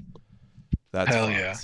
And people hear this and go, man, the poor Jews, those crazy Christians, those poor Jews. You know that the Christians are so evil, they also did pogroms on cats. They thought cats were demonic and witches, and they literally genocided all the cats in Europe. Gingers too. There was it wasn't like all of Europe, but they did this with people with red hair too, thinking that they were and that's witches. Why the plagues got so bad, is because they were being spread by all the mice and rats that the cats weren't eating. All right. Pure Aryan blood and they need to be exterminated, so coming from the outside. But now as we go to the level of globalism, who's the new scapegoat? Well, it's Israel, because now we're working on a global level. So people looking for a scapegoat that locks their worldview into place, they need to transcend an enemy to fixate on, someone to blame things on. And it's that psychological function, but operating at different levels of resolution throughout history. Well, it's a convenient way to escape the reality of the gospel by blaming it on deicide. That's true. Right? You don't have to deal with your own sin if you can blame it on the Jews. If the Jews killed Christ, and that's a fundamentally truer statement than I killed Christ. Yeah. You're cooked. That's right. And all the implications of the gospel in your culture are nuked. Mm-hmm. And when all the implications of the gospel in your culture get nuked, you end up with Nazi Germany, you end up with who knows what. Yeah, this is part of the fundamental problem. See, if we don't have Christians, you end up with Nazi Germany, guys. Think about how awful that would be. Dude, I love this guy. He's the best. He just killed him, Christians. The Jews didn't kill Jesus. Your sins killed Jesus. He had to die because you're an evil, bad sinner, and you needed his magic blood to forgive you of your guilt. Yeah, read your book, idiots. It's right there. I don't understand how you could read the Bible or any parts of the Gospels and not walk away and understanding this message. Just go read the Gospels. Like, they're not actually that long, Crusaders. You can actually read them pretty quickly. Fucking retards. Christ is king, as the political slogan, Christ is king. Because what you're ultimately saying is, Christ is our guy, and you killed our guy. Right. But no, you killed your guy. Right. Like, Christ, right. You know, your guy got killed by Jews. Everybody likes to be the hero in their own story. Like, definitely, if you had, been in Germany and I like my gods not to be killed by Jews, actually. I prefer my gods not to be losers that get killed by Jews. I like my gods with the big sun, the big crown, burning them all. Early 1940s, you would have hidden Anne Frank up in your attic. And definitely if you had been like in the early 1860s in the South, you would have been smuggling black people north of the Mason-Dixon line, you know, and et cetera, et cetera, et cetera. And definitely if you would have been like saying, you know, free Barabbas or whatever, if you'd been standing outside Pilate's Palace in Jerusalem, you're definitely one of the guys who would have been on Jesus' side, not like all those other losers like Peter. Right. Like you would have been one guy. You would have been John, right. the only guy who showed up for him. You know, women right there. It's just John plus you. And some women. And some women. Yeah, I had a conversation with a guy one time about this, and he was using his proof text, Pilate washing his hands. Of saying that the Jews had higher accountability. And I said, do you think that he successfully washed his hands of that? Like, when you read that, do you read, oh yeah, I'm Pilate. I'm the guy that said, yeah, it doesn't matter to me, not me, buddy. Sorted. That's when the theological angle of this becomes so real, is how easy it is to undermine the biblical truth of the gospel subtly, right? And most of the people that push this stuff don't have that conversation on that level. Joe Webben won't have that conversation on that level. Dale Partridge won't have that conversation. Corey Miller won't have that conversation on that level. They will not do it. You won't find it. If I could take all scared, called out, all scared. Yeah, the Bible is not on your side, dude. They can't even beat little old me and you on the Bible. They don't know it as well as we do. You think they're gonna go against these guys? They will get crushed into dust. There's a whole Twitter account like what is it? Corey Mailer won't debate Hitler hated Christ. He's been challenging him forever. Won't do it. Yeah. Coward, you pussy coward. Corey Mailer. Dude. Yeah. The just general evangelical perspective of someone who's gone from more of a normal, familiar view to a view of making the Jews almost like a substitute for original sin or something. Because I've seen this happen. I had a teacher in my college career group I led years ago who was a teacher at the school that the Buffalo shooter went to. And if you read the manifesto for the Buffalo shooter, that was 2022, he says all the Jews should go to hell. And I asked her about, well, what happened? How did they get to this place? Well, they were writing essays, him and his friends, for a long time, blaming the Jews, talking about killing minorities and so forth. And the teachers didn't want to do anything. They didn't want to fight with parents. And so this thing snowballed and it ended up with, unfortunately, 10 people dead. And that's like a very extreme example of it. But what was he believing? If you read the manifesto, or the manifesto from a few weeks ago, the one in California, England, Buffalo. Yeah. You should read these all. They're hard to find online. If you need them, send me a message on Twitter. Grok tells you for some reason if you just say, hey, find it for me. Yeah. But it seems like what happened in 2020 was there was a need for an explanation. Though the world went crazy, this doesn't make any sense. People were going into QAnon or whatever they called it. I had some people I know that went that direction, but they were like trying to grasp an explanation that made sense of what happened. And there were a number of people that, and I know because I know some of them personally. Finished watching last night's The Circus bit was hilarious. They find Satan and I feel like I'm living in the cartoon The Amazing Digital Circus sometimes. Like I'm in a simulation where people are so unbelievably stupid. Dude, they will make up Satanism in the craziest places just to argue that, and then provide that as their proof Jesus is real. Think about how crazy this is. I was thinking about this the other day. Maybe I brought this up to you too. Back in the day, everyone must have been so stupid. Like 90% or more of people were stupid, right? Mm-hmm. And think about this. Because they had no internet, all those smart people like couldn't really communicate well. Like basically you had like what, 2 to maybe a dozen smart people per city or per town, and they could only talk to the smart people in their town, and then they could only talk to like maybe smart people that they wrote to in the other towns. Like they didn't have the internet or any way to link up. And dude, imagine how fucked all of civilization and society must be. Oh, how superstitious peasant mob they must have been. Yeah. I mean, 2,000 years ago, they must have been an unrecognizable species in a way, in the way their brains even worked and their minds worked compared to ours, right? Mm-hmm. Like I can't, dude. I don't know. Some people today are still, their minds seem like they have a 2,000-year-old peasant mind. Yeah, that's what we're dealing with, I think. now sent $10. The median net worth for millennials is extremely the same. Millennials will become the richest generation through inflation will make that. Oh, yeah. through inflation. Okay. Through inheritance. Yeah. Dude. Oh, well, oh yeah, when everybody's dumb today. Imagine how dumb they were 500 years ago during the dark ages. Yeah, that's what I'm saying. Imagine how crazy, dude. And what's really scary is like I don't think I'm actually that like, dude. If I'm in the top of the people that you think is smart, we are fucked, guys. That's all I gotta say. Like just letting you know. Like no, it's like Idiocracy, where the average intelligence guy goes into the future and everybody's so dumb it's like he becomes the super genius. Yeah, that's how I look at that. If that's what you guys think, I don't know. Who ended up starting to go down these internet channels where they'd say, hey, have you ever looked at something like Hollywood or pornography. And have you seen, their Jews seem overrepresented in these particular fields. Maybe there's a conspiracy. Maybe they're working together to destabilize the culture. And then that's right when October 7th happened. And so there's all these images coming out of Gaza that look like a hellscape. And so people who are buying into this, well, the Jews might be behind a lot of the things that went wrong in 2020 and general subversion of culture. Now they're looking at, wow, that confirms it. Look what they just did to Gaza. And of course, they're getting their news from like Haaretz and like left-wing publications on what happened. But I think that's what's created the perfect storm here for a lot of people to now be ripe for, you know what, we've been subverted. I can't trust any of my leaders. I can't trust my pastor. They're actually rethinking biblical passages and how to interpret biblical passages, which we can get into if you want. But I think that's what's going on. And it starts kind of subtly, right? Because it starts with things like, I guess we've mentioned Joel Webben before, so just off the top of my head, just some things he said, things like liberalism was crafted by Jews to undermine white civilization or white people. Or he said that JFK was the last president who said no to Israel. Joel Webben has posted fake news articles written by fake people that do not exist with Jewish sounding last names to get people to be mad at Jews. Well, the one that takes the cake is the 440 hertz. That the music tone, the tone of C or whatever. I don't know. Okay, Calvin Robinson had a whole thing on this. And Joel's nodding along. Oh yeah, I've heard that for like 20 years online. The have you heard of Joel Webben or whatever it is conspiracy? Yeah, Joel Webben and his crew are talking about it, spreading that. Jews bullshit. Did that? You're telling me Jews are behind that? They had. Wait, have you not seen the clip? It's so funny. Hold on. I didn't know. No, I never knew it was blamed on Jews. I thought it was the Illuminati. Well, that's also Jews.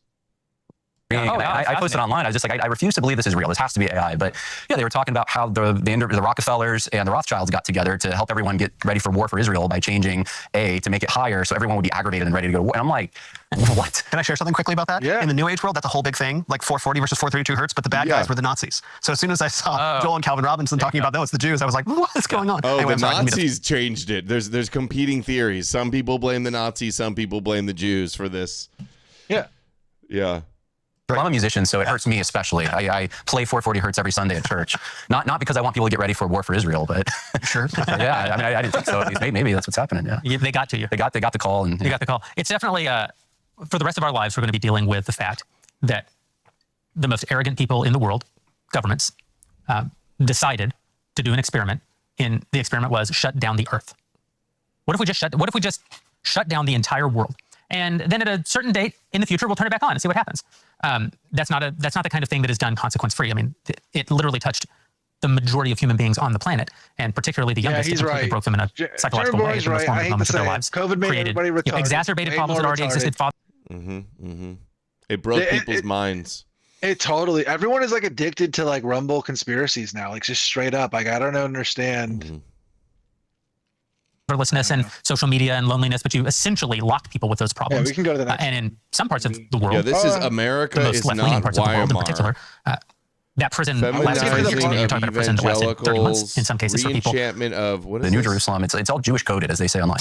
And there's a lot of neo-pagans who are trying to capitalize on the anti-Jewish ideology that's out there by saying, look, your religion is Jewish. You're being enchanted by these Jewish things that aren't yours. And so there's Christians who are desperately trying to say, well, who's a former Episcopal pastor. We're doing a documentary about that, but now he's in a congregational church. It's from the 1600s. And he talks about how young families from more neo-evangelical backgrounds are coming back to his church and now listening to hymns played on an organ, maybe for the first time. And this is something that they're attracted to because there's a deep sense of history and heritage with it. And there's also rich lyrics, and it lifts your spirits to a divine sense. And that's a really, really good thing that's happening. And we need to obviously encourage that. And I do wonder sometimes, because the topic of our discussion is more kind of the negative things that are happening out there, to what extent Israel, the Jewish people, the Old Testament, this religion of 66 books, all written by Jewish men, 12 disciples, Jewish men, a Jewish Messiah, right? A kingdom that you see all the passages from Genesis 12 all the way through Revelation, leading up to the New Jerusalem. It's all Jewish coded, as they say online.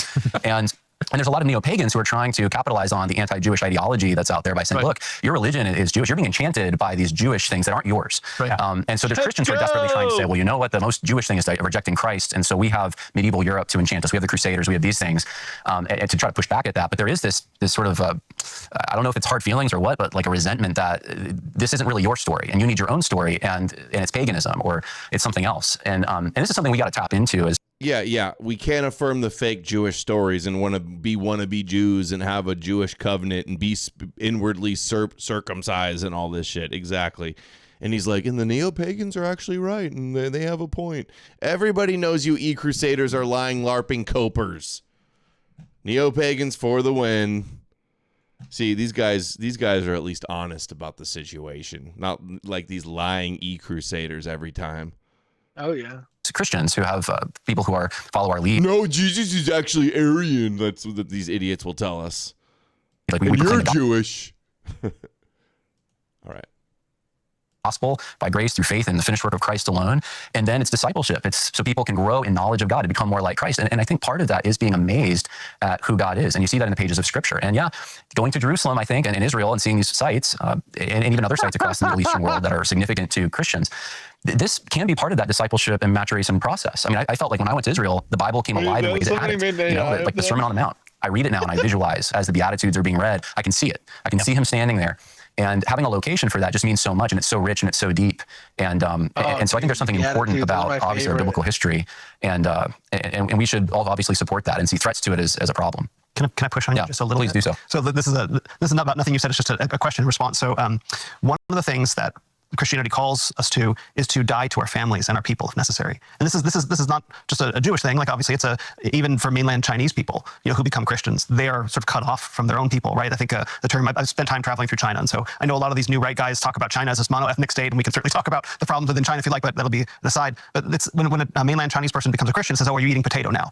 Eating potato meaning like their staple carbohydrate is rice. And so eating potato is a European thing, right? So there's a way you're cut off from people. So the Christian faith calls people away from their people. At the same time, there's this tension of many people wanting to rediscover their people. And so how do we reconcile that tension? Like you have an all-white Anglo-Saxon family, and none of them are regenerate believers, and then you want to become a Christian, but they're all leftists, they're all liberals, but you still want to be Anglo-Saxon. Like how does that exactly work when your own people aren't the believers of perhaps their own faith, or you're a member of an ethnicity that has not traditionally been Christian?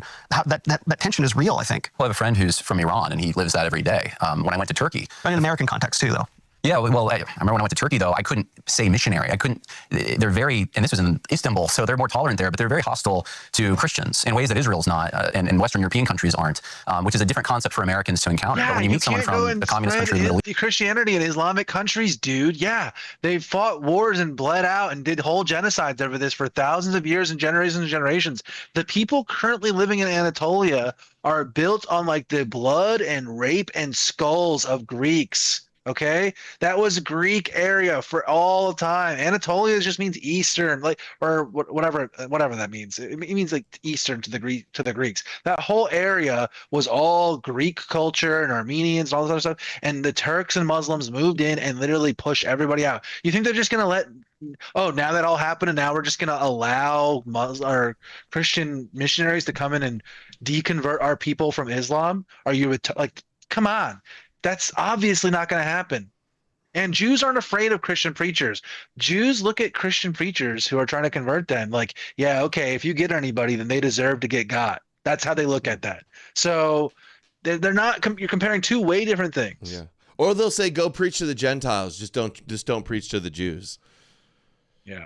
East, that's their everyday life. They have a big commitment and identity shift that happens. And I would say I'm really grateful that I'm an American because I do have a rich heritage, a rich history to be proud of and to look to for guidance. If I don't have that, if someone doesn't have that, they have the Scripture, and they also have the positive things from their background. And I think every background is going to have something positive. Even if it's a language, it's inescapable. You have things you were raised with. Right. So you're going to carry those things, and you're going to now Christianize, as much as possible, your culture, your language, the terms you use. And that's the story of missionaries. That's the story of Acts, from Jerusalem to Judea, Samaria, to the ends of the earth. We're still in that ends of the earth phase, and God is achieving his plan on this earth, which started out with creating the world, choosing Abraham, people, place, a blessing, and then watching that blessing go to all the nations of the earth. There's people from every tribe, tongue, and nation. So that means that it doesn't matter what country you're from, you have a place in the story.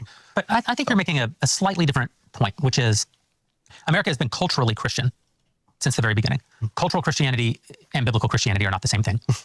Cultural Christianity doesn't save you, but cultural Christianity comes with a lot of great benefits.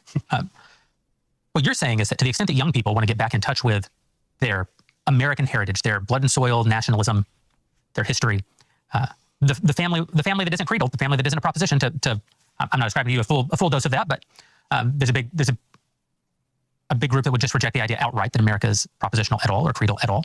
Just funny because we have a creed. Let's check in on some of the Christians' response to Hitler hated Christ. We've got a bunch of circles here. Oh no! Wow, this they're calling is a him Jewish. Jew. Owls Cool Subversive. said $5. It's easy to sell the idea to Chinese people that Christianity isn't European, and a Jewish my friend gets it even if he's uncomfortable talking about other. What do you guys think China's role is? Oh, yeah. They aren't under by Christly other. Yeah, pretty much anybody. Look at the cone head they made of him. That's I'm so not the funny. only one that saw the cone head.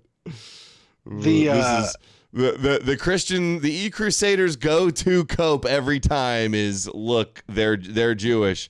Calling people that aren't Jewish. I don't know. Maybe he is Jewish. I have no idea.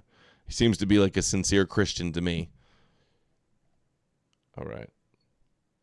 That's funny. Very Christian of him to... They're all doing this. They're all calling him Jewish. They're all doing this, attacking these guys like that, Yeah. which is so funny. Obviously, that's all their argument. But the thing that you're trying That's all they ever do. to get back to is the very thing that God says we may have to leave in order to enter the land of promise. I mean, going all the way back to Abram, he didn't say the nation matters, stay in Ur, carry forward the traditions of your people in Ur, but believe in me. He said, no, leave the land of your father behind and enter into the promise that I'll give you. Mm-hmm. And the problem with nationalism, the problem with Christian nationalism, perhaps, is the idea that it's the fundamental conceit that the nation itself is or could be Christian, when in fact the only thing that can be a Christian is a person. The only thing that Christ came to save is a person. He didn't come to save an institution, and he didn't come to save a country. The idea of countries itself was pretty foreign at the time of Christ. He came to save those who would put their faith in him. And so, are we conflating two ideas that, while they share a lot of the Venn diagram, in the final analysis, they're actually in conflict with one another? They're not only not the same, but they are in some ways opposed. Well, we do have Christian bookstores and Christian music and Christian schools and all these things that aren't redeemed like an individual's redeemed, but they embody Christian values and Christian rules. Mm-hmm. Sorry. Maybe they do. Right, but if America is a people, then it has to be Christian to be Christian. The people have to be Christian. This is the thing that I talk about creedal versus if it's a people in place. The only way that a people can be Christian is if the people actually believe the gospel and follow Christ. Yeah. Right. And so I see what you're saying. Well, but if it is a people, then that's a requirement for that to be an accurate description of the nation.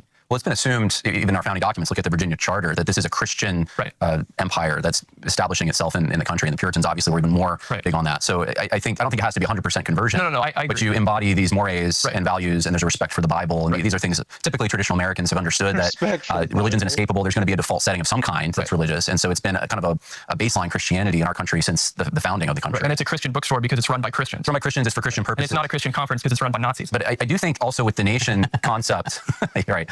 You see the Old Testament, there are examples given of preferring one's own people, of not moving ancient landmarks, of during Jubilee, reverting back to the property that just make it state in the nation, or actually specifically in the tribes, different laws about slavery and what you could do in terms of Hebrews and non-Hebrews. You couldn't have a non-Hebrew be a king or a priest. There's all these rules that seem to favor an identity that, you could integrate into, but it might take time. There is a national unity there. And I'm not basing that on anything Christian. I'm just saying I think that's a creation reality. But it's just an escape way that it's kind of like the scapegoating function working at different levels of, just from my reading based on this. Doug Wilson is another great.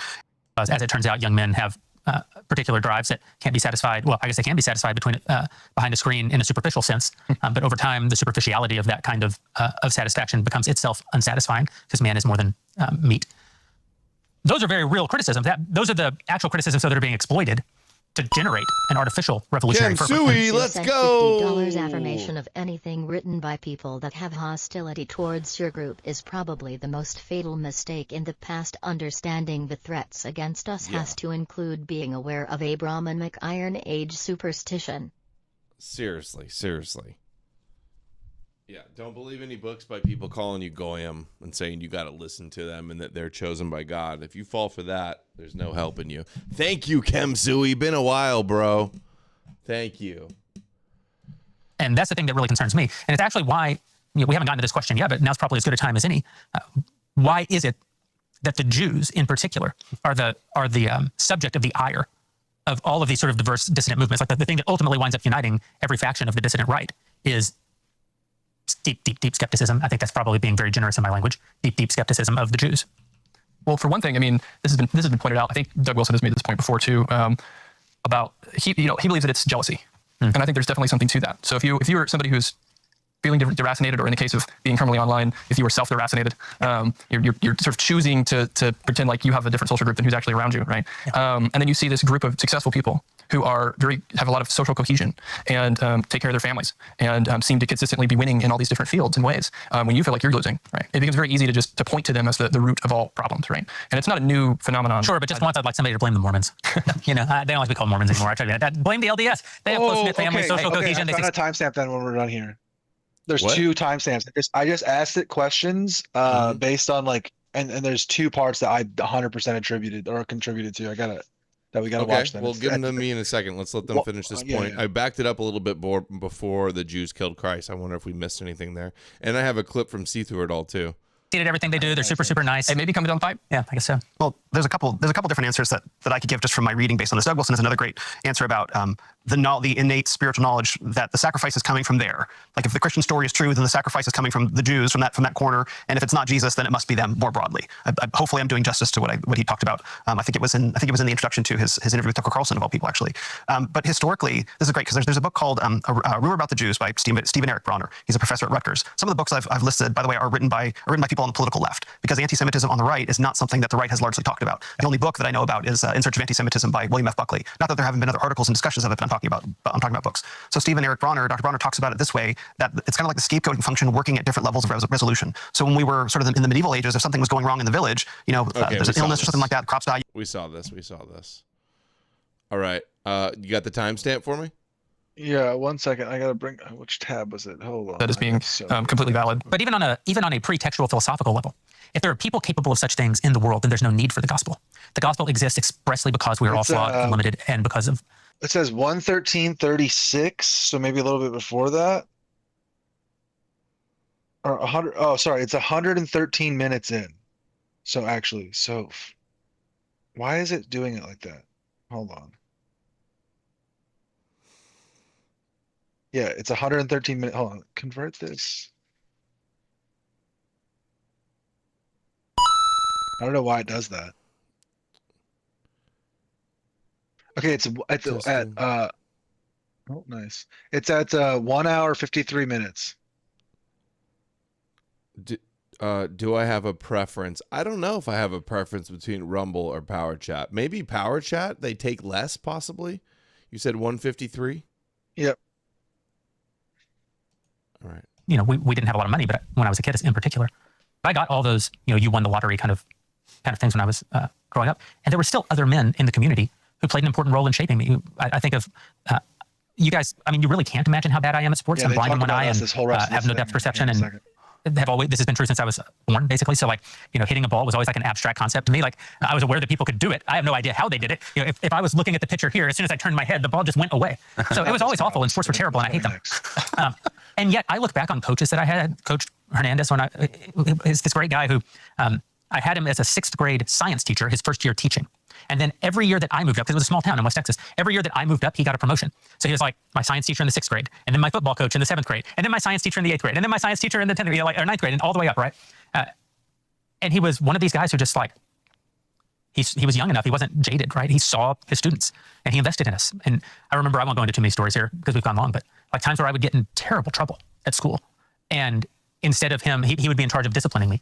And instead of some sort of traditional discipline, he would find the thing that I was interested in and use it as a way to sort of reach me and instill in me whatever moral lesson he wanted to instill in me, but also to expose me to these ideas and grow me intellectually. And I think that it's become harder and harder for men to do that because we have a culture now, of helicopter parents who don't actually give permission to the community to discipline their children or to invest in their children or to share wisdom it gets it with their wrong children. A lot. And there was, like you, Gen X, there was a different sort of cultural reality, I think, when we were coming up. You're taking a risk if you try to do that now, and it's a risk worth taking. You should invest in the lives of particularly fatherless young men, but all young men around you. If that's part of being an old man, which we're fast approaching.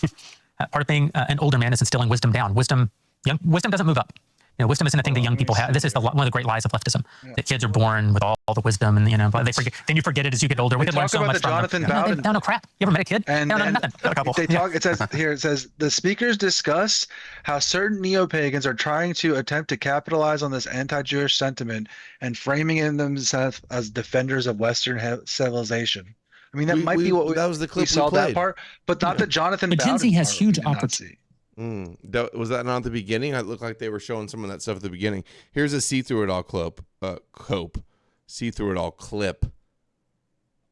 See Through It All cope. Okay, here we go. But Gen Z has huge opportunity God, though, has not promised them a future. He's only really made two promises to anybody as far as I can tell. In this world, you will have your problems. I have overcome the world. That's basically it. So you will always have problems. Your hope is only ever in Christ. If you sent $33 just to pitch my 2 cents. Thank you for your 2 cents. $33, Illuminati Grace confirmed. O'Malley sent $20. Thank you, Grace. Power chat is just doesn't read as. Doesn't read as well. Oh, it didn't read. It cut off there. Is that what you mean? Well, I saw it. Appreciate you, Grace. You're so sweet. You embrace anything beyond that. We love our women, Grace. I worry that you're affixing your things to ideas or institutions or structures that God may strip you of. I found it. It's at because in the end, 1240. He's a jealous God. He will have all of you or he will have none of you. I mean, that's ultimately the truth of God.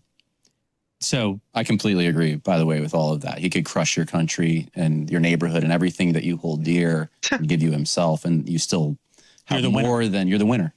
That's right. You're the winner. But Gen Z has huge opportunity. All right. Your nation can be crushed and you're the winner. Jeremy is boring. Dad joke. Okay, so it's at just go to 1:12:00 should be fine. It's crazy how it got the wrong timestamp. It is a thing that we've lost. Those churches haven't grown, though, in 500 years, right? They have only gotten emptier and emptier and emptier of anything except tourists over time. You go to the most beautiful cathedrals in England, which is where my heart soars. I'm not an Anglican, but I'm like aspirationally Anglican. Like I wish I was Anglican, and I wish that the Anglicans believed in Christ. Like, because you go to the most beautiful Anglican cathedrals in the world, truly the most beautiful churches in the world, and they speak English. It's everything I want. And these women devote their lives to being custodians of these buildings. And if you ask them, if you try to talk to them about Jesus, they're like, truly, I've had this happen numerous times. They're like almost completely shocked.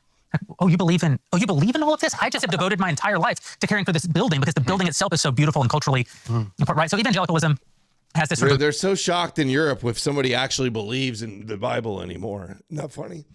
It is funny. Even the preachers there.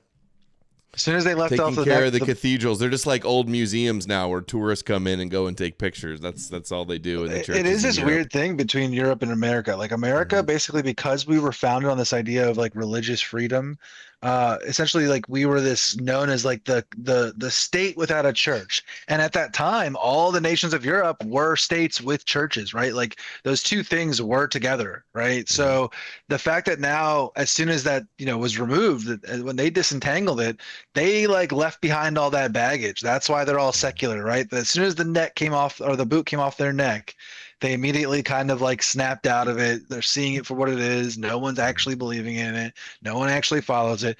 But for whatever reason, because for multiple reasons, America, because of our heritage with religious freedom, like we're not like that. We're still obsessed with it. We haven't gotten over it. It's very strange. AC13 says it's a Christ cuck circle jerk echo chamber. Isn't it? It's like we got the Crusaders have their Abrahamic echo chamber. We got their opposition is all Christian echo chamber. The opposition to the Jews is all Christian and Muslim echo chamber. It's very tiresome. American tenor. And that's part of its charm and part of what's wrong with it. But as America has become softer, the evangelical church has become softer. It reflects the culture. And the softening of the evangelical church, the feminizing of the evangelical church, even in the last 20 years, has really accelerated. And it's no wonder that young men in particular don't find anything fulfilling about it. They don't believe that it's actually preparing them for the world that they're being born into. Right. Yeah, no kidding. You mentioned the buildings, which is interesting. So and so pro-Israel too, not just that it's it's people are sick of Israel. Yeah. And it's that it's getting lame. It's all lame. I don't know. Yeah. We talked about it. But this is the part. Here it comes. In your monologue earlier, you spoke about a video that was shared by one of these guys at New Christendom Press. Yeah. And in that same video that included all sorts of neo-Nazi imagery, there's an individual by the name of Jonathan Bowden, who was a Nietzschean, self-professed Nietzschean vitalist, pseudo-pagan of sorts, right? Died the last 10 years or whatever.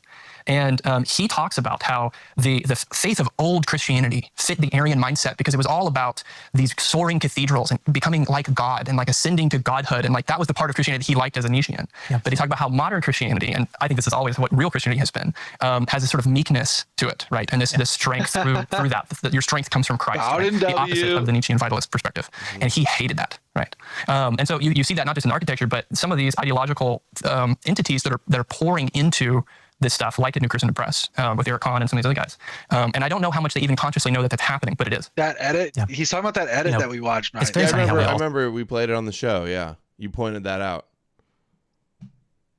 Take greatly our modern conceits and sort of apply them to He's people. like, I prefer my weak and meek and mild Christianity, which it really is what Christianity is, though. That is more biblical, accurate. If all of the weak and meek and mild people who don't have any aspirations and want the spiritual kingdom of God, if we can just get those people to all stay over and be Christians, and then we get all the serious people to understand what a problem that is, okay, tolerating this in the then we can get things done. The problem is that there's a bunch of people who are pretending that the solution to the problems is more of this. Valhalla or Bust gifted 5 subscriptions on Rumble.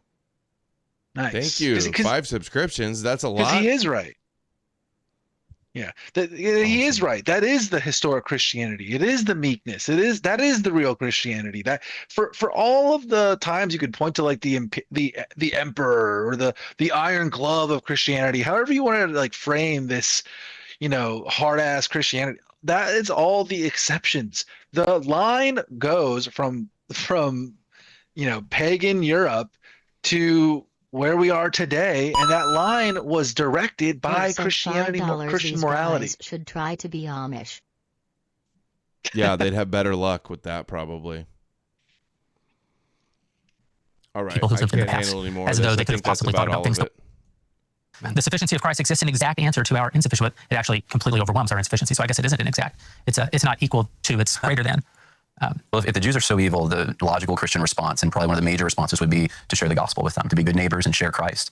And that is something that I see very much lacking. There's a lot of trying to expose things that aren't, for example, things like, look, in Israel, they're making churches pay taxes. When you find out, well, it's for secular purposes. And in the Ottoman Empire, well, they were just great at preserving holy sites. Yeah, if you paid the jizya and you couldn't testify in court, and you could there's just these apples and oranges things that are like, hey, did you know this? And it's layer upon layer of that. That's what seems to really interest people. And then they don't go fact check it.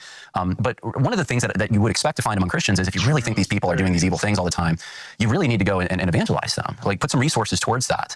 And I just don't see that a lot. So. Shouting Christ is King, you filthy Jew in a Twitter comment is not evangelizing. I mean, the Lord can use weak things, but that recommends the Lord. It doesn't recommend the text. That's exactly right. Yes. All right. I can't handle these guys anymore. Palate cleanser. You guys ready? Check out this Aryan Jewish girl makes a video about abortion. 1 million views now. Dude, we are cooked. All of the Nazis online are just not real, dude. Dude, this is how they're making the Jews now? Abortion is objectively. She's whiter than every Groiper and Sneeko and Fresh and Fit follower in the history of the world. And dude, they're unleashing their best Hasbara on us. In terms of numbers, but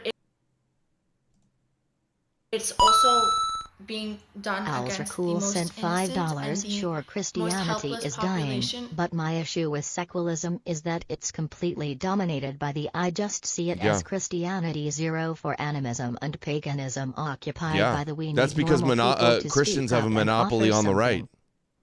Yeah, that's what we're trying to break up. If you can do right-wing secularism, okay? Actually, it's not even right-wing. At this point, right and left, I mean, I guess you can say it is right, but the important thing is that whatever a political movement needs today is basically based on authenticity and rationality, is what I would say. Because these ideas of, we're just going to we're going to lie about our beliefs, we're going to misrepresent ourselves, we're going to, they're going to call you a Nazi anyway, so we might as well LARP as one. All of these ideas are failed political projects, and they're failed political actions. They've been tried over and over again since World War II. We need to think outside of the box, is what I would say. I'm just outside of the sick Judeo box. Yeah, I get why people are not necessarily sold on the secular ideas or however, but I just Guys, the only thing that could actually put religion in its place is the secular state, and an anti-clerical right is the answer to that. As if this is the vehicle in which we can establish something like that. Because right now, you're right. It is mostly the left-wing liberals who have that kind of seat that are like assumed. People say all the time to us, "Oh, you're just gay atheists. You guys just live leftists. You're just liberals." Because that's how they view the whole thing. It's just like identity boxes. So we have to carve that out and fight for that ground. That's the whole point of what we're doing. All right, well, we're going to wrap it up and go to bed. Thanks for joining, Amalek. Those were all a little bit of a disappointment. But at least we got this one good clip. This one's good. This one's Jewish a men. pagan W. 12 disciples, Jewish men, a Jewish Messiah, right? A kingdom that you see all the passages from as they say, to capitalize on the anti-Jewish ideology. And there's a lot of neo-pagans who are trying to capitalize on the anti-Jewish ideology that's out there by saying, look, your religion is Jewish. You're being enchanted by these Jewish things that aren't yours. And so there's Christians. Not only they're not yours, but they're fake. He's talking about us. Like they know who we are. They follow our stuff. They follow our clips. I'm sure he sees it through it all, clipping them up and stuff like that. All right, so there's our W. Thanks, Amalek. Thanks, chat. Thanks, everybody that donated. We smashed the goal. Took 2 streams, but we got it done. So I can sleep. They're nice. Thank you. Satisfied tonight. Yeah, baby. Thank y'all. Come again. Appreciate you guys. Leave a comment below. Clip the show. Share the links. Spread the word. Skunkytron. Sent $10. Greatly. You have done so much for so many. Dude, yeah, I appreciate that, dude. I need the encouragement sometimes because it can be pretty beating down on you and frustrating and blackpilling. So it means a lot. You guys mean a lot. Wouldn't be possible without you. And thank you, Amalek, as well. And I will see you guys tomorrow for another show. Got a bunch of new clips already to cover that we didn't get to tonight. So you guys take care.